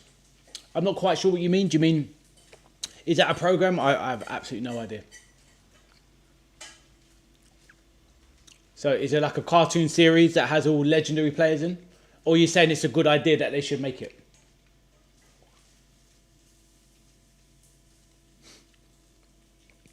So Peter says Jari Littman had his boots back on last season for a 4th tier Estonian club.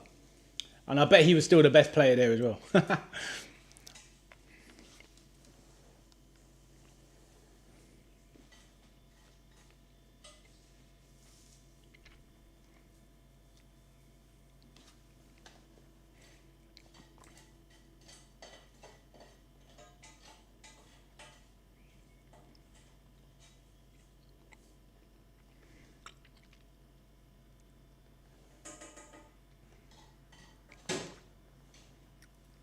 Oh, playing alongside his 2 sons. Oh, that's so cool. That's so cool.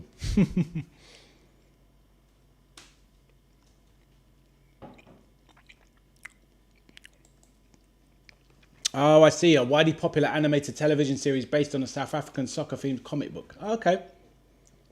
Yeah, maybe, you know, that's the thing. Maybe they should do these things for more, you know, maybe not legendary players, but I don't know, iconic eras. Like maybe in the 90s, do a 90s version or a 2000 version or something.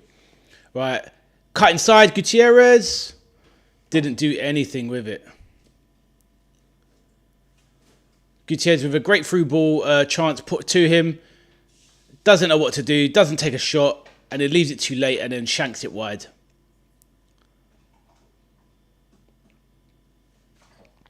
Awful.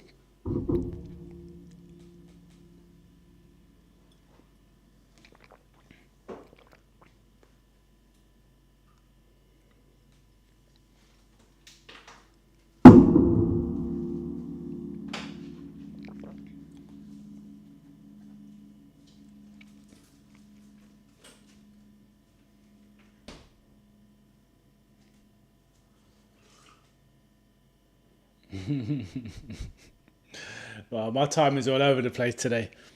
This game isn't really saying much, but I'm enjoying the conversation more than the game.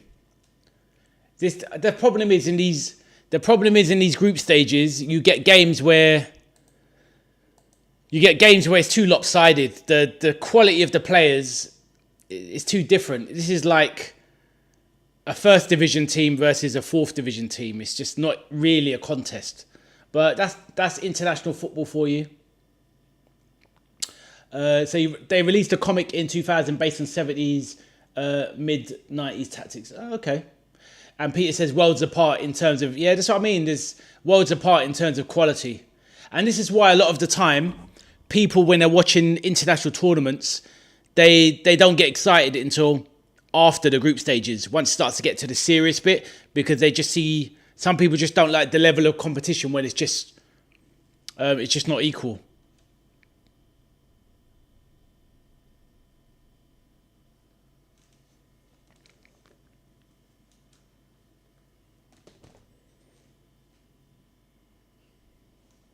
Right, just going to catch up with some messages. So I'm here in the background. Just got to do a few family things quickly.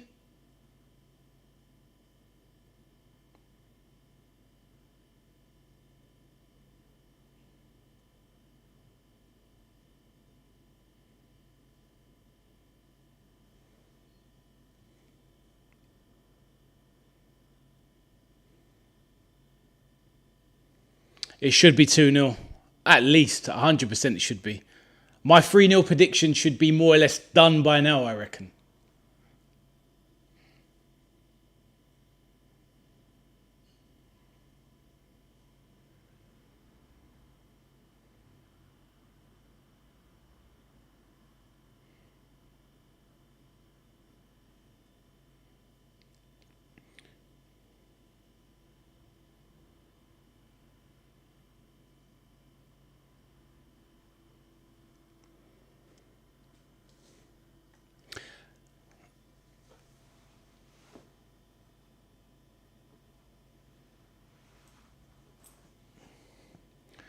My close match call is still alive. Please, South Africa, help to protect my words. I don't know, McMullen. I don't think they've got the quality in them, to be honest. But to be honest with you, football is one of the, anything can happen. A yellow, red card, somebody gets injured or whatever, a dodgy refereeing decision. Anything is possible in football, which is why we love this game.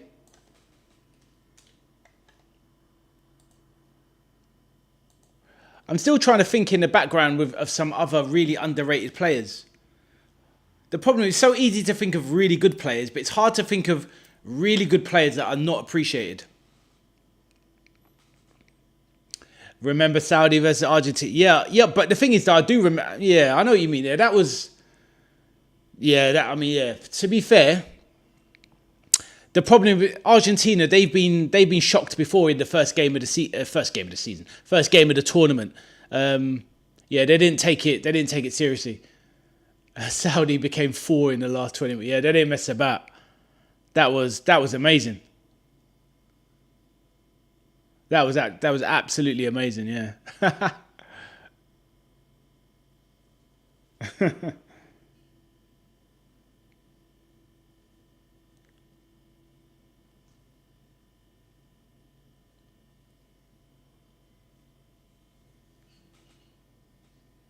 Giant killing settings it was.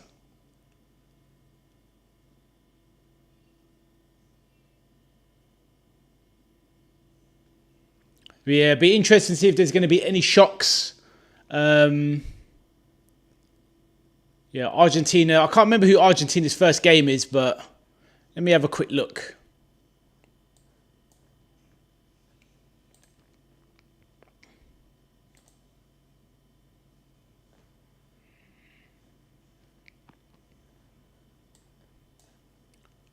I'll tell you what, guys. Brazil, Morocco.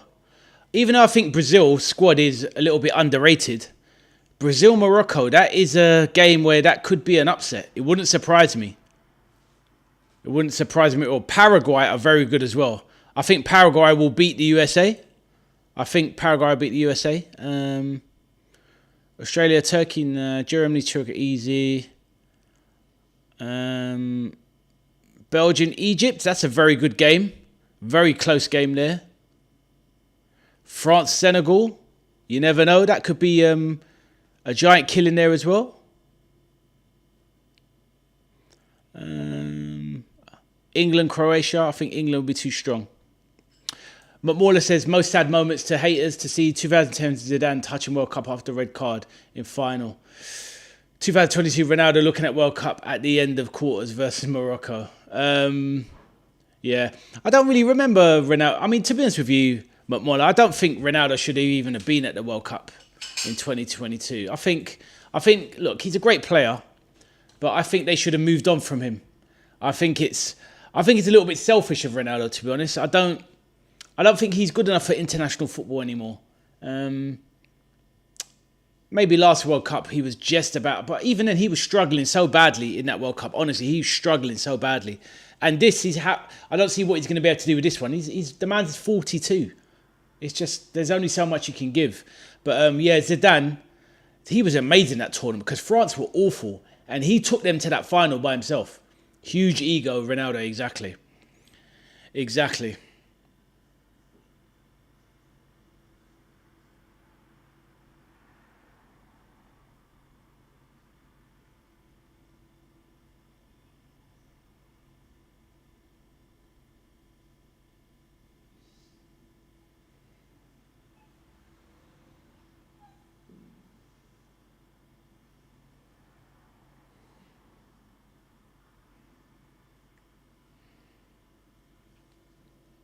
If Zidane played that final 10 minutes, France, I don't disagree. I think you're right. He was on that was unbelievable. His tournament there, because France were not good that tournament, and he took them to the final by himself.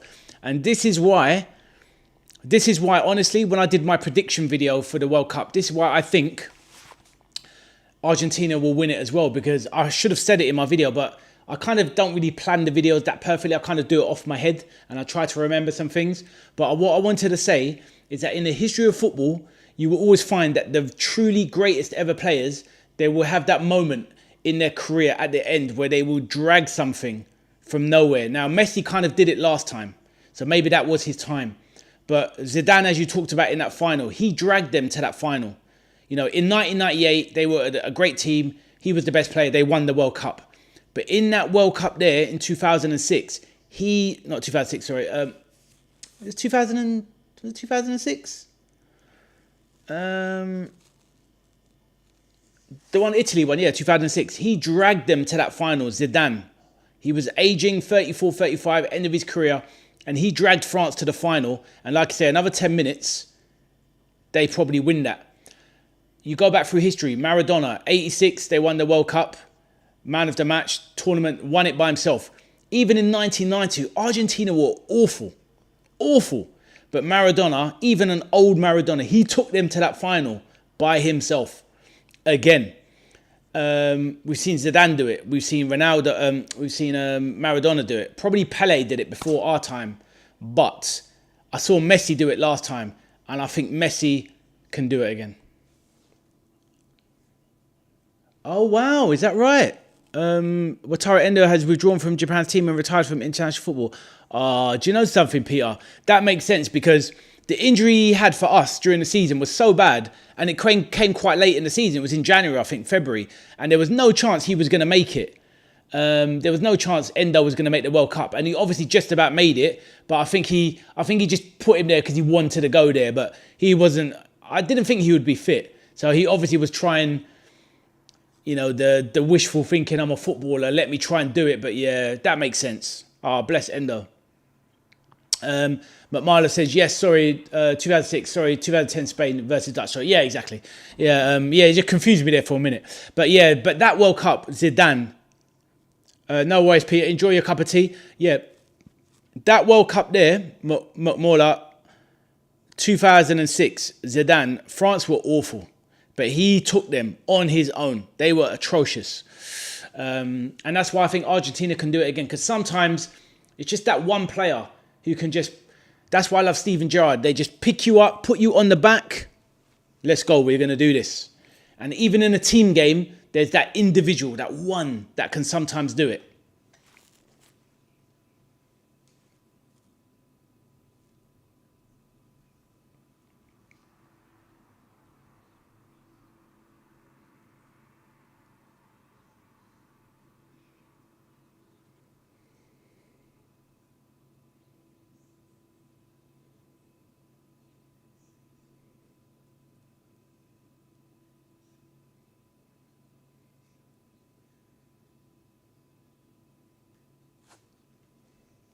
Do you ever get sad on world situations, bro? It's tough because I don't really follow politics. I don't really trust politicians, so I don't pay much attention to it. And sometimes when you have a lot of responsibility in your own world, it's hard to take note of everything what's going on. But ultimately, there comes a time where all you can do is sometimes look after yourself and your family and survive yourself. And if you can do little things for other people, like I try and do other things for other people, all you can try and do is do your best, you know? And know that you can't really save the world and accept that there's good and bad out there and people are selfish and whatnot. But I just try and be positive and send out positivity. But I don't know. The world is a sad place and you can't let it get you down. You just need to, just try and stay positive, really. Yeah. But how about yourself?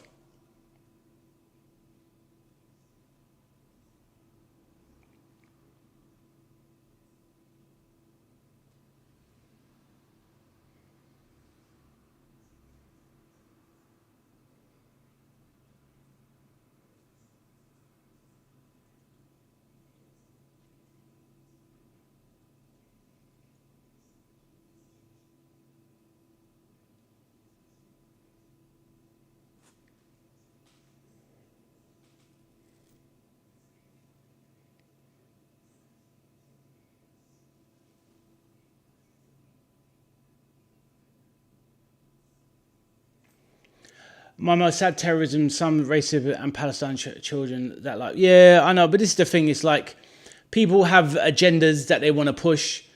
the racism issue is never going to go away. It's always going to be there, sadly. Terrorism is, it's that kind of thing where that's another agenda that's pushed and whatnot, and a narrative is formed. And, you know, the way that the Western world wants to kind of view terrorism, it's like everyone's a terrorist then. Do you know what I mean? There's no terrorist and everyone's a terrorist. Do you know what I mean? So it's just, yeah, it's a very difficult one. But yeah, it's horrible what's going on with the war and, you know, countries choosing to bomb others. Yeah, it's not great. It's not great. And yeah, it's sad. I mean, sometimes all you can do sometimes is just try and offer help, try and offer, even if you can donate maybe, and do little things for people. That's literally all you can do. Only one man or woman or, you know, can only do so much, I'm afraid, sadly. But yeah. Sad. It is sad. It is sad.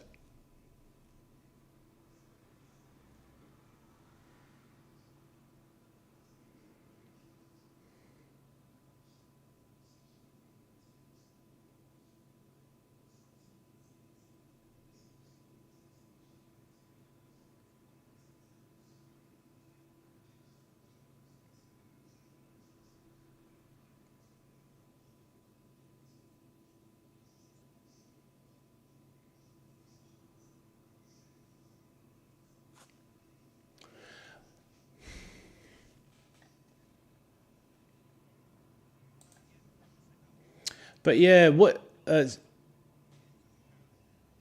this is the thing as well. See, I try not to. When you know that there's evil out there, like, you know, like this, for example, this guy Jeffrey Epstein. I don't have an inquisitive nature to the point where I want to know what happened. I'd rather not know, because I already know that, and I'm. No, don't. There's nothing to feel ashamed about. It's a human emotion to cry, let it out. But what I was saying with Epstein and stuff like that, I wouldn't be interested to know what happened because I know the basics from reports, and that's all I need to know. Otherwise, all they're going to do is give me details that are going to affect me or make me upset or give me something that I can't forget, or it will leave something that imprints on you. So you hear all of this other devastation and pain, and then it becomes a part of you. And you didn't need that. But you already knew beforehand that evil happened. So sometimes that is the level I close the door. I know something bad happened. Do I need to know the details? That's the question. And a lot of the time when I hear these things, I'm sensible enough and old enough, mature enough to say, okay, I know bad things happened, but do I now need the details? In my case, no, I don't. So, yeah. Yeah, it's difficult. It's difficult. It's, you know what it is as well, but you're very young as well. So sometimes these things, remember, it's only 5-6 years ago that you're in your, middle teens. So, you're only just not long into adulthood. And these things, when you see them in the world, these atrocities and sad things, you're seeing your world breaking. You're seeing all of the positive things of being a child. But as you get older, and you get to my age, you get more cynical. You get more disappointed in the world and what has happened. So now I think people should protect themselves from seeing too much stuff, because it doesn't help you. In fact, it just saddens you and makes your world worse, if that makes sense. So yeah, it's a difficult one. It's a difficult one.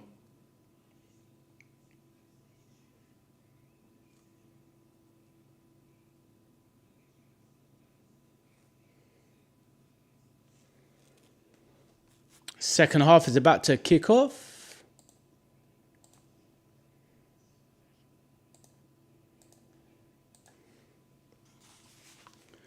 But yeah, there's too many bad things that happen in this world. Honestly, it's not right. It is not right. Definitely not.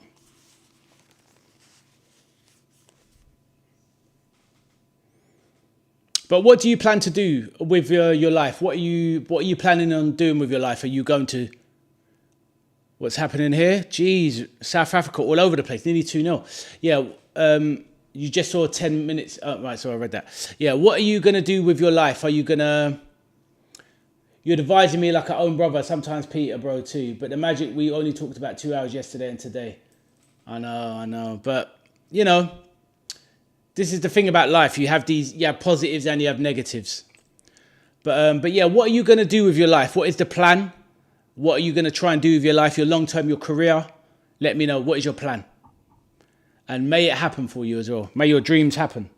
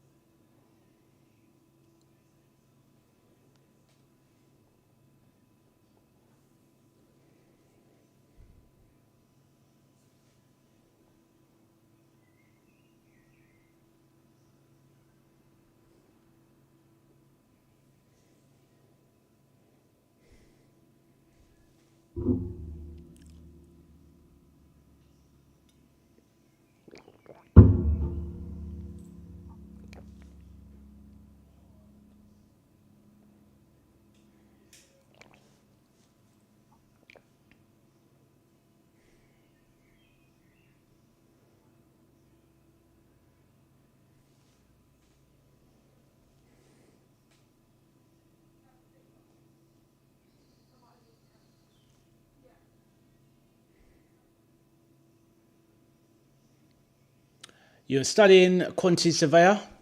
Excellent. I will go to my origin, Arabia, around the end of this year to study about my religion and do some works based on my study as a construction engineer. Well done, man. You're obviously an intelligent young man and you can make it happen. It's a fantastic job. Quantity surveyor.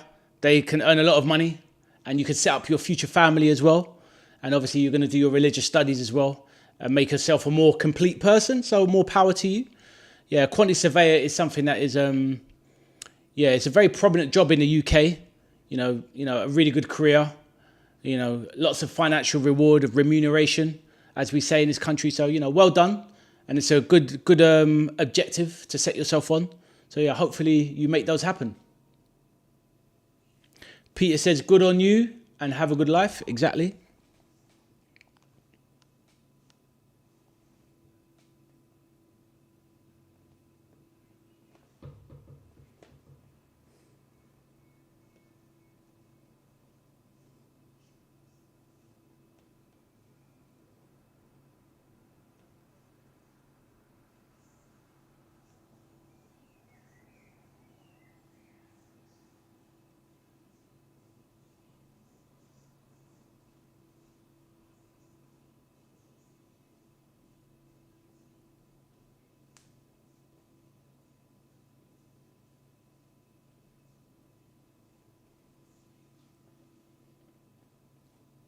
Right, ball over the top. Mexico are in. He's checked back inside. Don't know why. You cannot give a penalty for that. He cut across him. It was clumsy, but he's going to send off. He's going to send off the South African defender. That seemed like a very poor decision.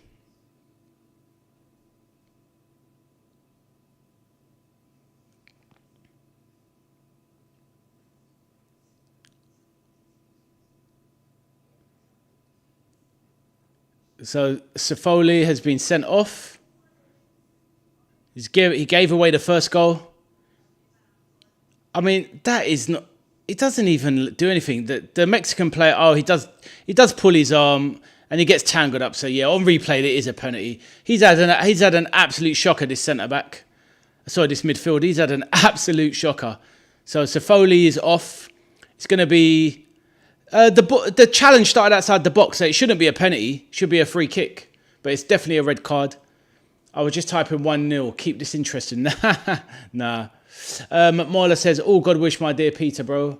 My bro, can I know your name? I'm still remembering you as a soldier, bro. I'll type it in the chat.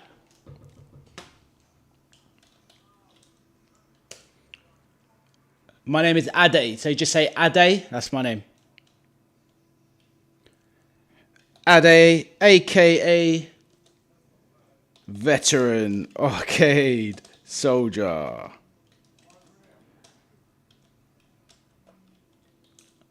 And that's the brand.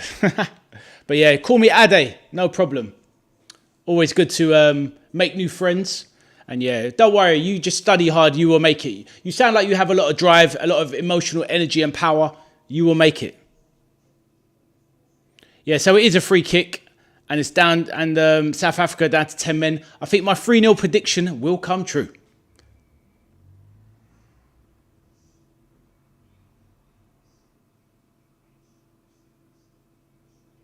Jimenez blasts it straight into the wall. Gutierrez puts it to, excuse me. Bro, remembering me some Kiwi and Fiji rugby players. Bro, I am not the one for rugby. I can name players, British players. Obviously, you had Kiwi, had Jonah Lomu. I remember him for New Zealand. Absolute monster. But I'm not really into rugby. I think it's a good game to play, but I wouldn't watch rugby. I don't enjoy rugby to watch.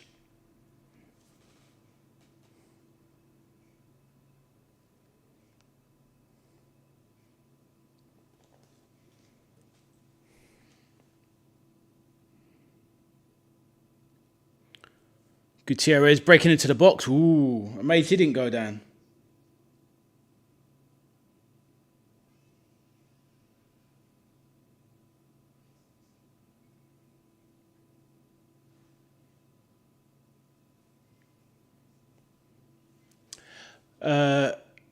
But rugby is a dangerous game too. Yeah, 100%. And what you're finding as well, you're getting a lot of players that are having the CTE, so, brain injuries and whatnot, especially as they're now getting into their 40s, 50s. Some of them developing dementia in their 40s, which is a brain degenerative disease. And, human beings should not be generating that in their 40s. And some of these rugby players that were going into the scrums, into the crunches, heading, bang.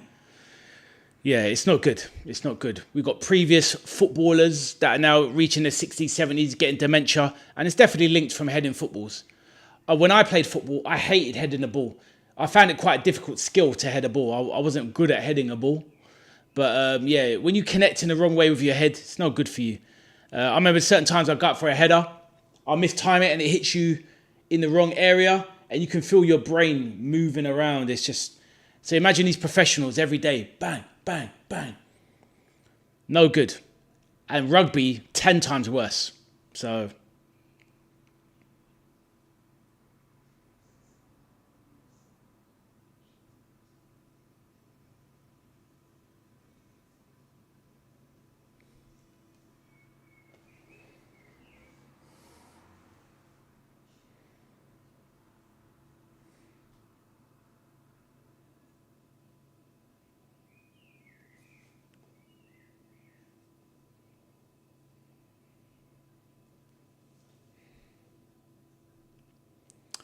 I used to watch F1.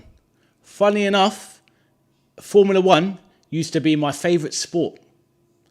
But I stopped watching because my favourite driver died. And when he died, my love of the sport died. I just couldn't watch it after that. Very sad. And he was a famous driver, Ayrton Senna, Brazilian driver, the greatest driver in Formula One history, without a doubt. Even up to today's standard, 3-time world champion, but he is the greatest driver of all time, 100%. And when he died, my love for the sport died, and I didn't watch it again. And I think I used to watch every race, qualifying, warm-up, practice. I'd watch it live. Brazil, 6 o'clock in the morning, 4 o'clock in the morning. I'd set my alarm. I'd get up, wake up, and I'd watch it. But Ayrton Senna, Fittipaldi. Well, Fittipaldi wasn't really F1. He was more like NASCAR racing sort of thing. Whatever they're IndyCar, sorry. I mean, Fittipaldi, one of them did enter the, but he wasn't up to it. Emerson Fittipaldi Jr. and Emerson Fittipaldi was IndyCar. But Ayrton Senna, he was the absolute man, the greatest. Michael Schumacher, another great driver, one of the greatest in history as well. Not as good as Ayrton Senna, but bad injury, never been the same since. Vegetable for life. Sad times. How about you? Do you like that sport as well? You support Yuki Tsunoda? I know who he is, but I can't remember which team he is. You remember Damon Hill? Yeah, that's enough. Damon Hill. Yeah, not the most talented driver. Fortunate to get the car he got, but he's a nice enough guy, Damon Hill. Quite an average driver overall. But you put an average Formula 1 driver in the best car, especially back then because he was driving the Williams Renault. I did still follow Formula 1 afterwards, to be fair. But it was, I think by the time of 97, 98, I checked out of Formula 1. But yeah, Damon Hill got the car after Ayrton Senna died. And that car was like 2 seconds a lap faster. The Williams Renault engine. It was ridiculous.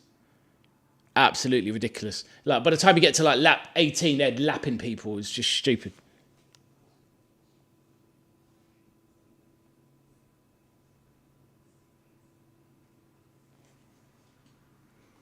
Nelson Piquet he was before my time, but obviously I know who he is. Yeah, he's one of the greats as well. But yeah, I used to like the Alain Prost and the Ayrton Senna rivalry. Nigel Mansell from the UK as well. I like Nigel Mansell, good driver, better than Damon Hill. Nigel Mansell's one of Britain's greatest ever drivers. He's excellent. But yeah, Ayrton Senna, he's the man. Gerhard Berger, yeah, Austrian driver. But he was Ayrton Senna's backup driver at McLaren. But he was average. He was a very average driver. He wasn't top tier. He wasn't that good. He was an okay driver, but he wasn't top tier.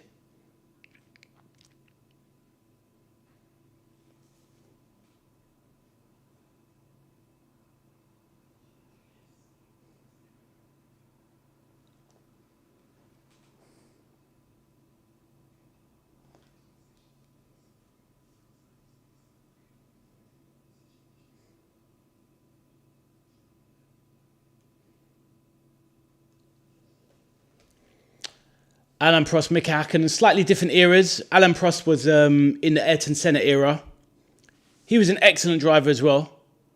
He ended up with more success than Ayrton Senna, but he wasn't a better driver. But he was very consistent. He just didn't have that flair. But he was a very good driver. Mika Hakkinen was a few years later, in the late 90s. He was a good driver. World champion. But he wasn't elite though. Throughout the years, you can go past the last 30 years. So you have your drivers like Alain Prost, Ayrton Senna, elite drivers.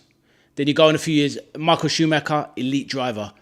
You have other challenges, but they were good. Like Jacques Villeneuve was a good driver, but not elite. Mika Hakkinen, good driver, but not elite. Then you get to more modern times. Then you get to, obviously, Lewis Hamilton, elite. Sebastian Vettel. I think a little bit overrated, but 4-time world champion, so you have to say he's elite. And then obviously you have Thingy now, isn't it? I can't remember what's his name. The Dutch Verstappen. So Verstappen is elite. But Senna remembers me what God can write to anyone. I'm not sure your English there. What did you mean? But Senna remembers what God can write to. I don't know. I don't understand. But obviously, you can retype it. Good ball into the box. Ooh. The winger for Mexico, he looks a little bit like Mesut Ozil.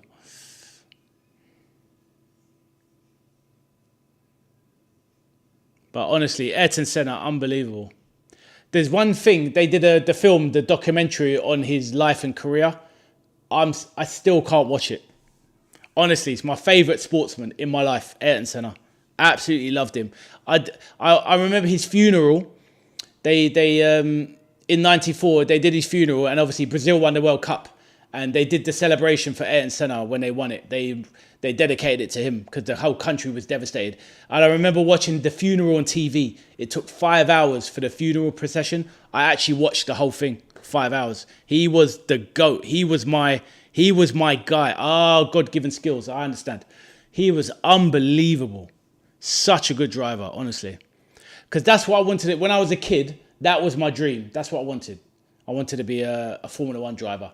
But unfortunately, yeah, you've got to have money to be in that. And that was never going to happen for me. But if I could have done something, that would have been my dream. So, yeah, I really loved Formula 1. But, yeah. But these days, I just keep an eye on who wins and whatnot, but I don't watch anything anymore. But yeah, Ayrton Senna, absolute GOAT, legend. But one day I will sit down and I'll watch that documentary, and yeah, but something about it, I just can't do it. You know what's actually funny as well? Okay, and Peter, tell me this as well, and Marla, listen to this as well. So you was asking me about managers. Jurgen Klopp, my favourite ever Liverpool manager, Jurgen Klopp. When he left the club 2 years ago, and he did the whole thing on the pitch saying goodbye, I couldn't watch it. Couldn't watch it. Whenever Jurgen Klopp does interviews now, I don't watch them. Can't watch it. It's weird. I think it's something like within me, these people that I loved or admire, and I put them on such a high pedestal, I can't look at them anymore when they're gone. So Jurgen Klopp, he left. I can't watch his stuff. Even when he was leaving Liverpool, I didn't watch any of it. Peter, I don't know if you did or you felt anything like that, but yeah, I didn't watch any of Jurgen Klopp's send-off. I found it devastating, to be honest. So it's quite interesting. I've learned a few things. It just reminded me. I haven't watched the Senna documentary. I don't watch Formula One anymore. Yeah, it's difficult. It's difficult. Yeah, in a way. Yeah, in a way. Obviously, it's important, but it's not that important. It's not like important like my children or my family, but it's a big thing because I love that sport. I used to love that sport. And it's just so weird that I don't watch it. I watched everything. Hurts too much. I was happy he was happy regarding Jurgen. Yeah, exactly. Yeah, I was happy that he left the way he did because, he seems like he's in a good place, enjoying his life. Because you never know how long you've got on this planet. You can't presume you're going to be around for a long time. So I'm glad he's living a good life, earning lots of money, and he's happy. Can you go now? Of course you can go, man. Or did you mean Jurgen?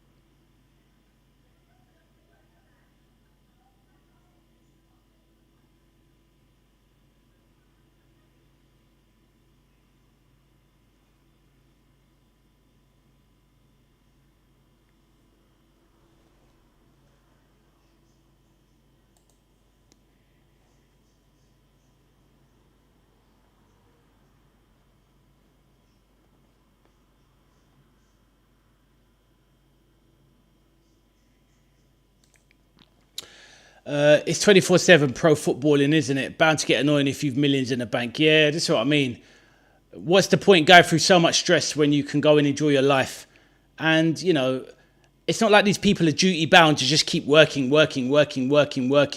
And just because they can be a football manager for 25 years up until they're 65 doesn't mean they should do. So sometimes you have to remember, where am I going to leave this now? What is my exit strategy? And when am I going to go enjoy my life?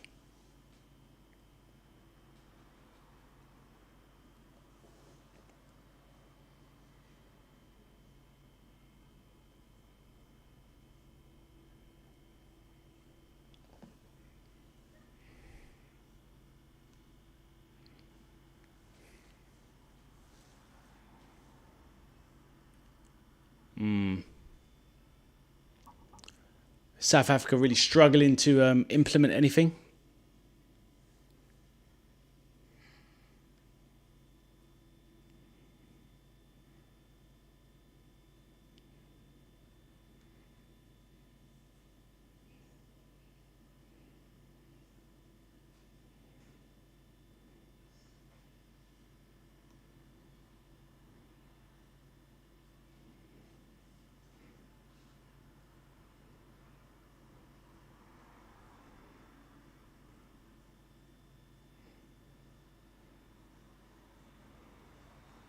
So Gilberto Mora, he's the young up-and-coming Mexican superstar. He's just been introduced. Big shout from the crowd, so let's see what this youngster can do. Still 1-0, exactly.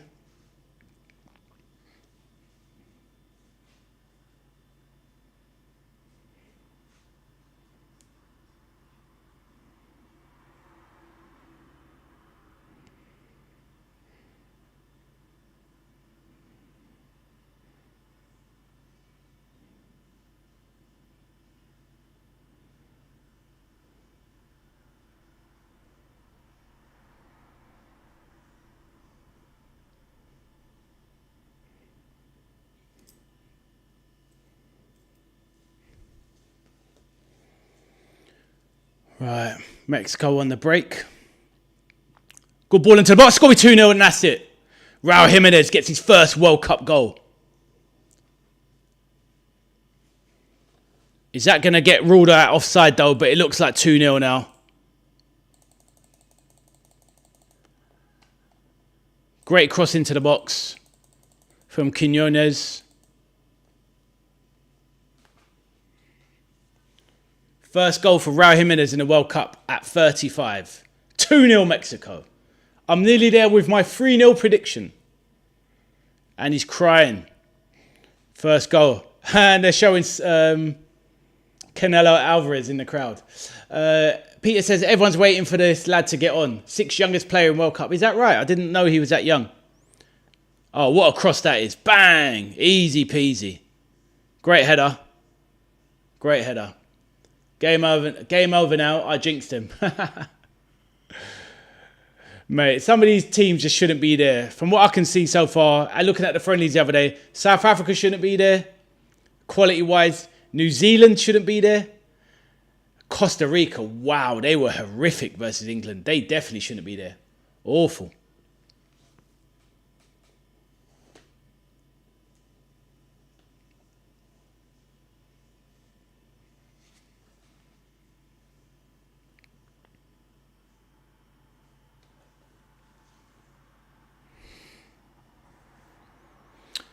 Another hydration break. I wonder if the adverts are flying thick and fast in America.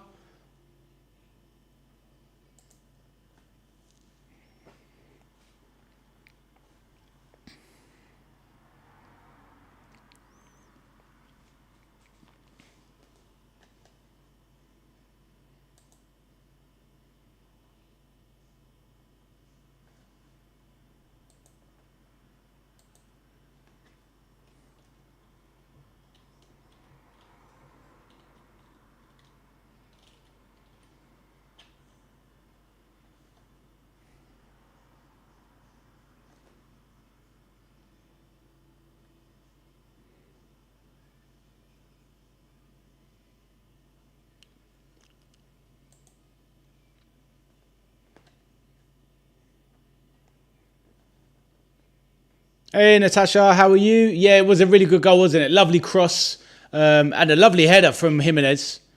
100%. You are spot on. Natasha, are you enjoying the game? Let me know.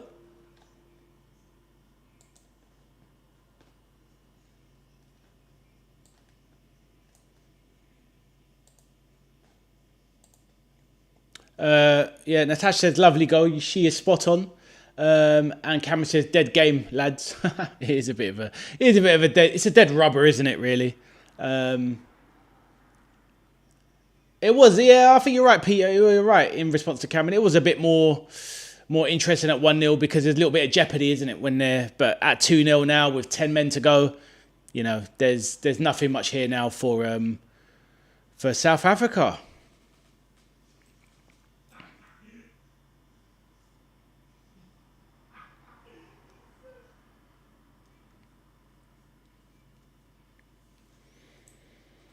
So kick-off with 20 minutes to go. Good start for Mexico in the tournament. And Natasha, if you're there, are you going to be staying up to watch the South Korea game in the early hours? And Peter, I can't remember. Are you a night hawk yourself, or you just a normal bedtime kind of guy, or are you an early bird like me? Because I'm an early bird and I am struggling already with these World Cup games. last night really threw me out of sync, that England friendly. So I'm not sure how I'm going to handle some of these later games in the tournament.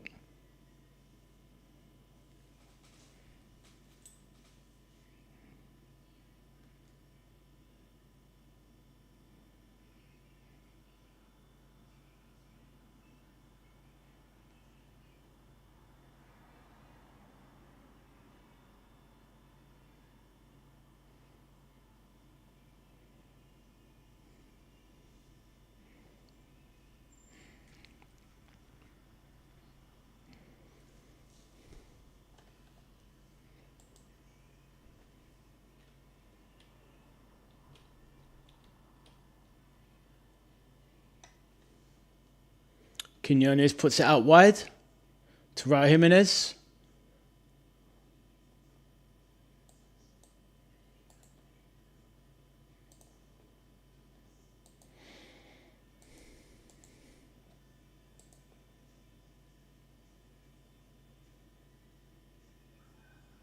How was that offside? That wasn't offside, that pass.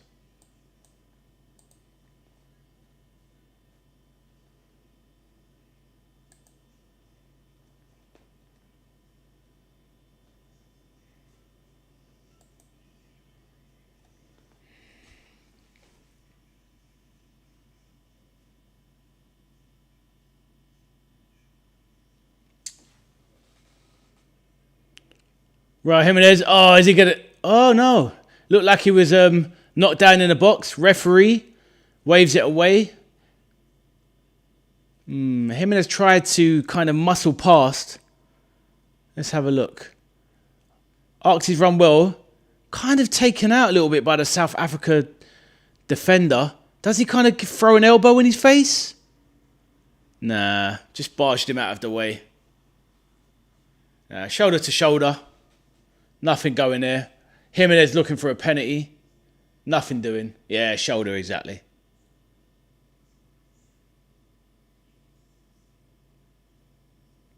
I feel sorry for these guys. They're so out of their league. I would literally say, if you were comparing these two, not that Mexico are a Premier League side, but if Mexico, in the analogy, were a Premier League side, then, geez, South Africa are definitely struggling to be a Division 1 team, maybe even Division 2. They are miles off it. Absolutely miles off it.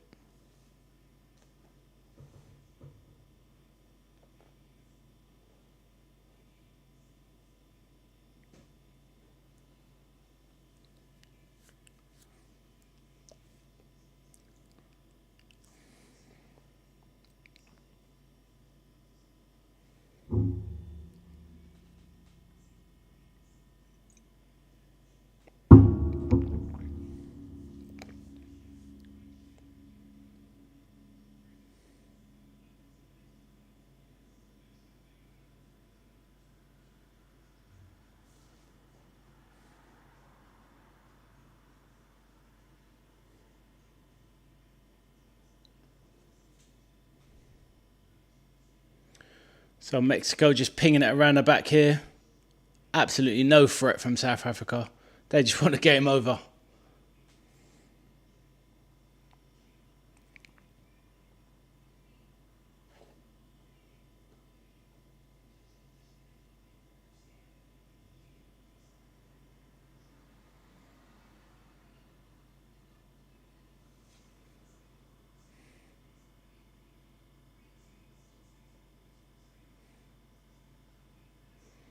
Nice dummy of the by the ref as the through ball comes through. Mexico just looking for fouls in and around the box. All a bit petty. Strong tackles coming in from South Africa. They've got a break on now. There's just no outlet. They're too deep.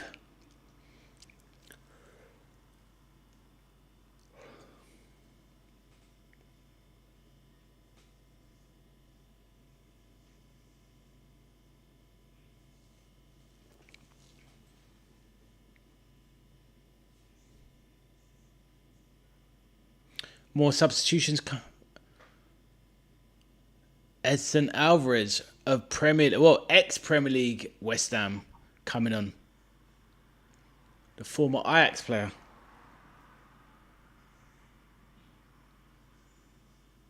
Jimenez, the goal scorer, coming off.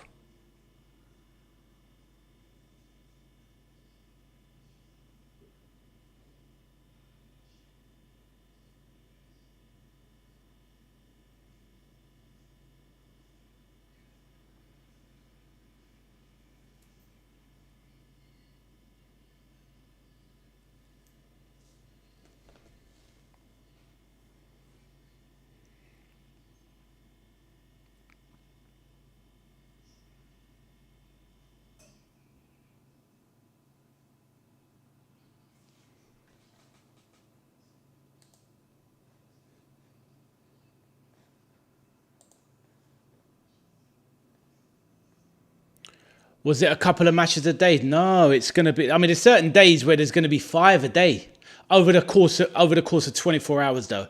So let's say, for example, by the time you get to Sunday, let's say you get to Monday, what you'll find is Monday night you'll have one at 9 o'clock, then 11, then going into Tuesday morning you'll have one at 2 a.m., then 5 a.m., and then it will roll back around again to maybe something like 5 p.m. UK.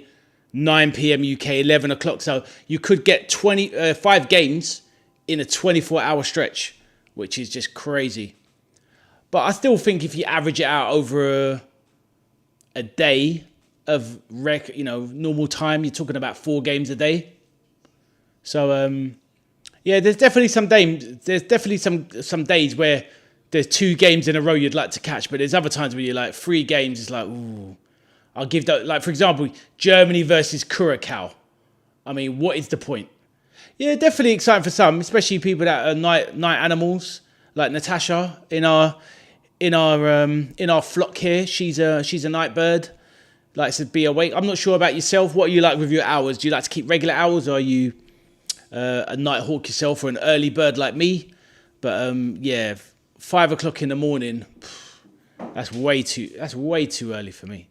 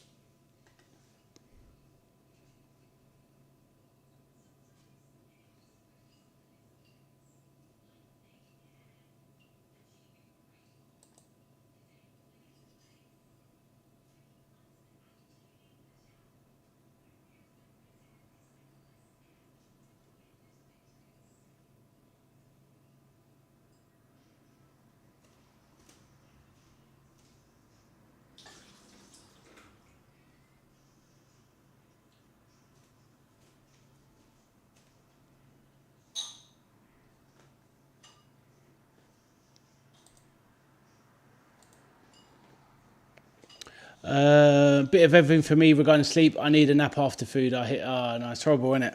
I'm not quite at that stage yet, but I do definitely feel tired afterwards. But I do try and avoid it because it just throws me all out personally. But I hear you.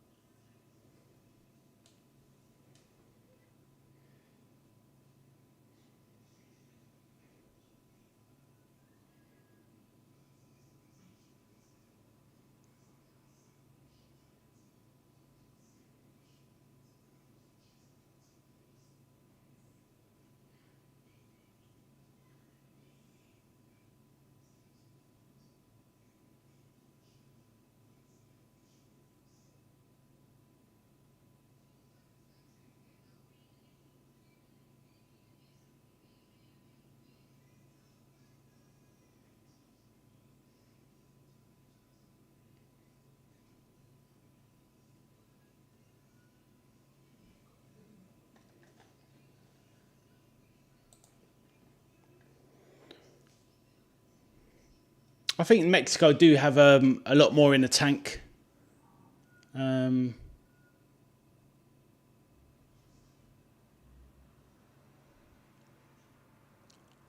Yeah, I just heard it. Yeah, it was nice.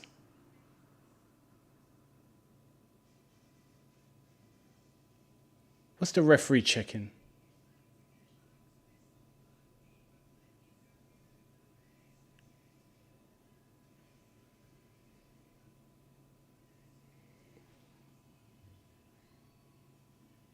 They're checking something in the VAR. Possible red card for Mexico.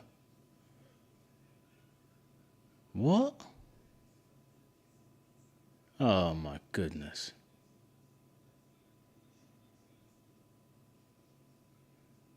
I mean, it's like a really innocuous kind of crappy coming together, a little bit of a dragging someone down. And the Mexican player backs into someone and gets pulled down. And it's like, come on, you can't give a red card for that. They're already 2-0 down. What's the point? Honestly, shambolic. If this is a red card, this is ridiculous. Violent conduct. How's that violent? It's just petty. He's obviously going to give it.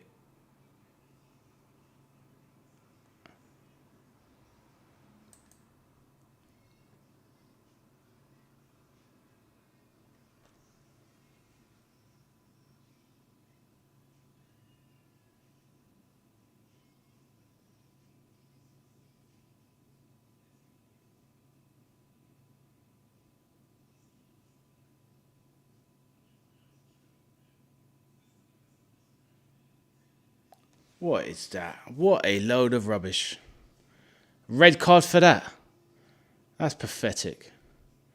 Absolutely pathetic.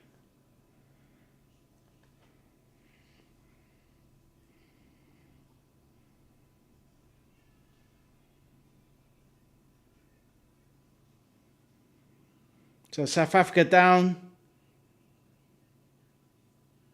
South Africa down to 10 men, sorry. 9 men, sorry.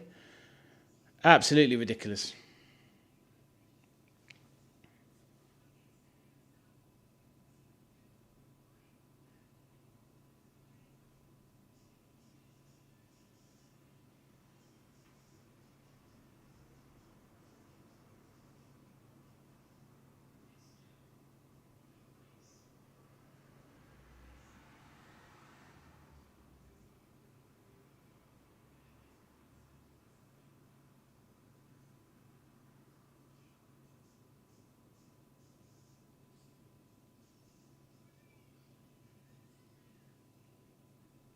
Honestly, it feels like the game's gone. When you see challenges like that, it's absolutely ridiculous, really. Absolutely ridiculous. I don't know why Mexico just fall over far too easy. They already got the game won. This team cannot beat them at all. No point just falling over, getting players sent off. Just ridiculous, really.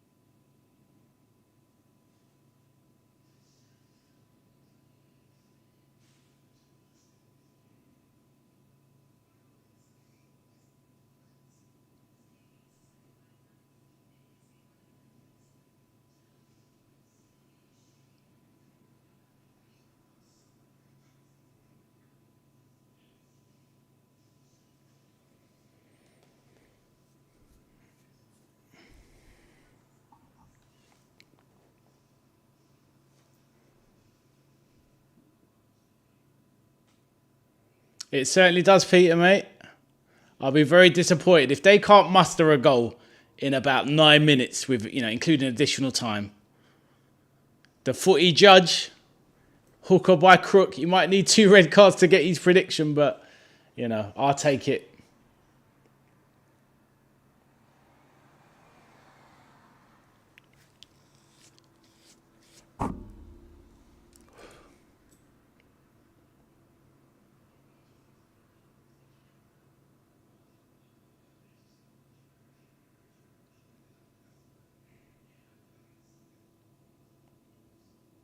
Good ball into the box.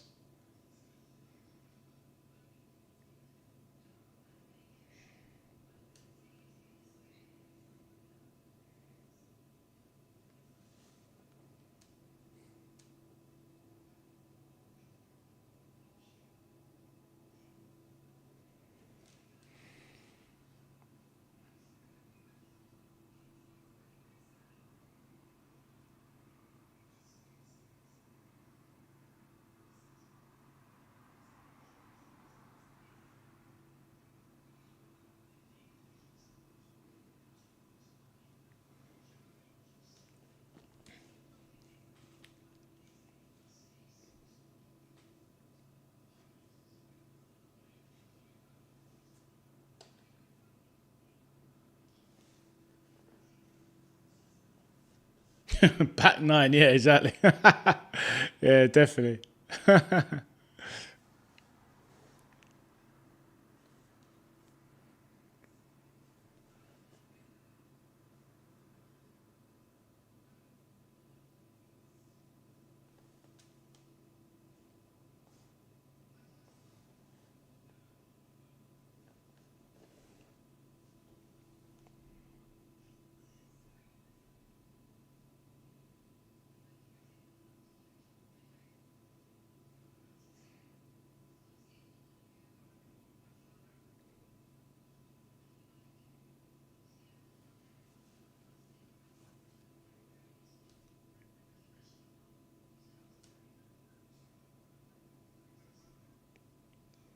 Yeah, these poor South African players just need to put out their misery.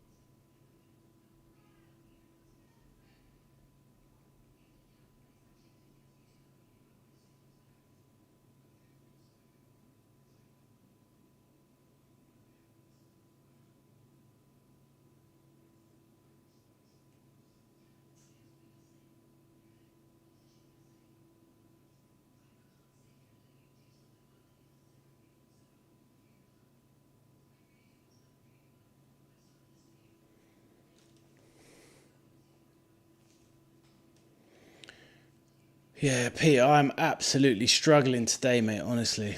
Yeah, that England game yesterday, that really knocked me staying up till... I mean, I loved the chat. Staying up till 1, it was great. I just didn't get enough sleep and whatnot. So I think for this World Cup, I'm really going to have to, like, monitor myself and adjust properly to things. But yeah, I'm absolutely exhausted. It's still been a good stream, though. It's been lovely chatting to you both. And the few that dropped in as well. But yeah, done and dusted.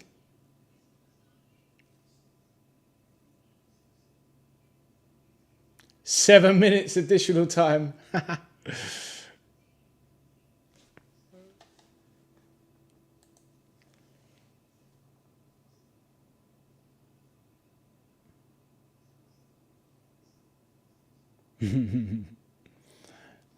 It will be 7 minutes of torture indeed.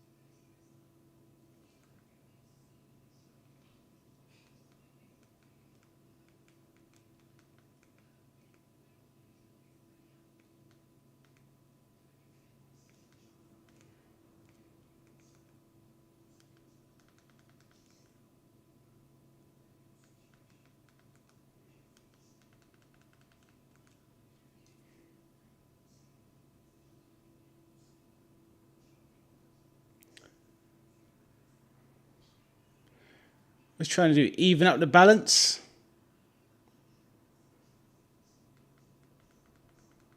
Three players sent off.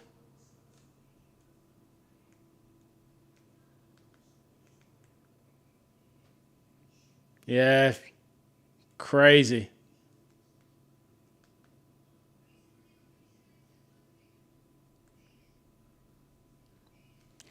Pretty poor, really. I don't feel like I don't feel like any of these were really reds, to be honest, Peter. I just think it's all a bit of a muchness. Referee's doing too much, Peter. Do you know what I mean? It's just, yeah. He's captain too, yeah.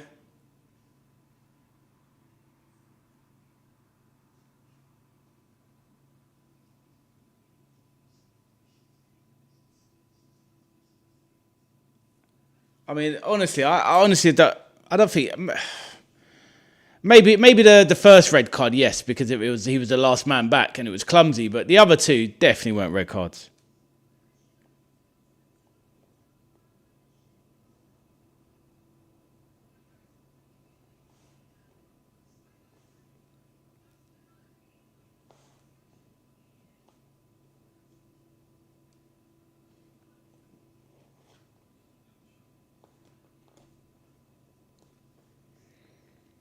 Ten against 9.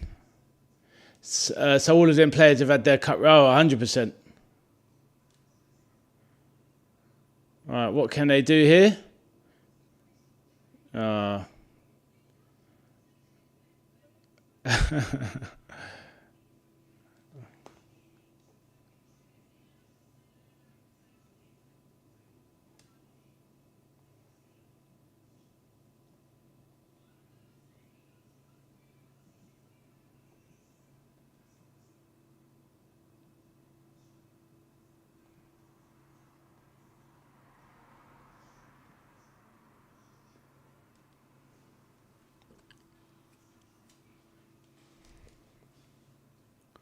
So South Africa got a late break here.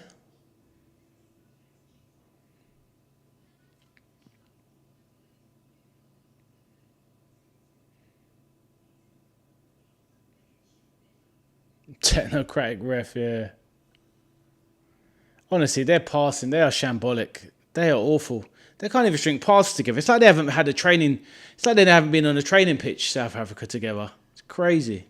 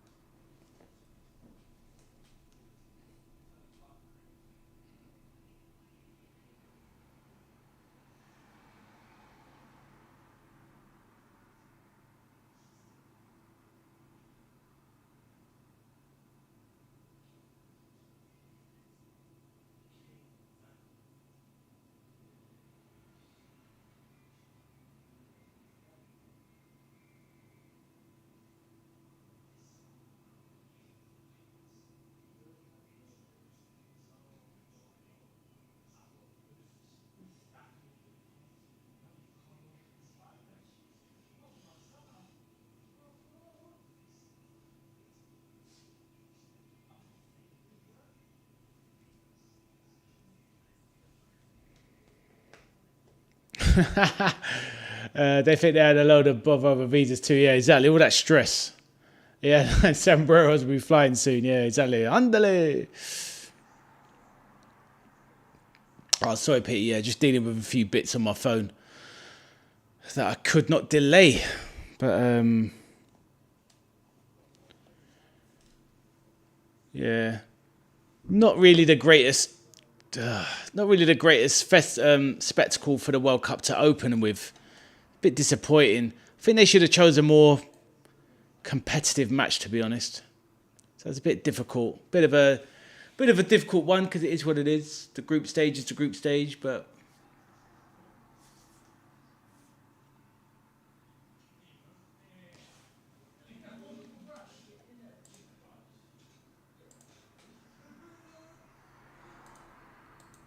perfect for Mexico there. One-sider, to say the least, my man. To say the absolute least. But yeah. Definitely wasn't the greatest game you'll ever see. Oh.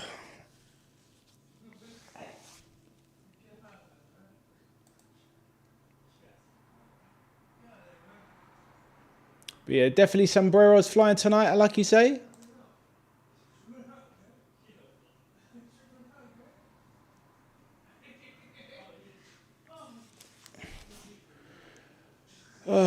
Right. On that note, Peter, sadly, I'd love to stay and chat as I normally do, but on that note, I'm absolutely done in. I'm definitely going to get an early night.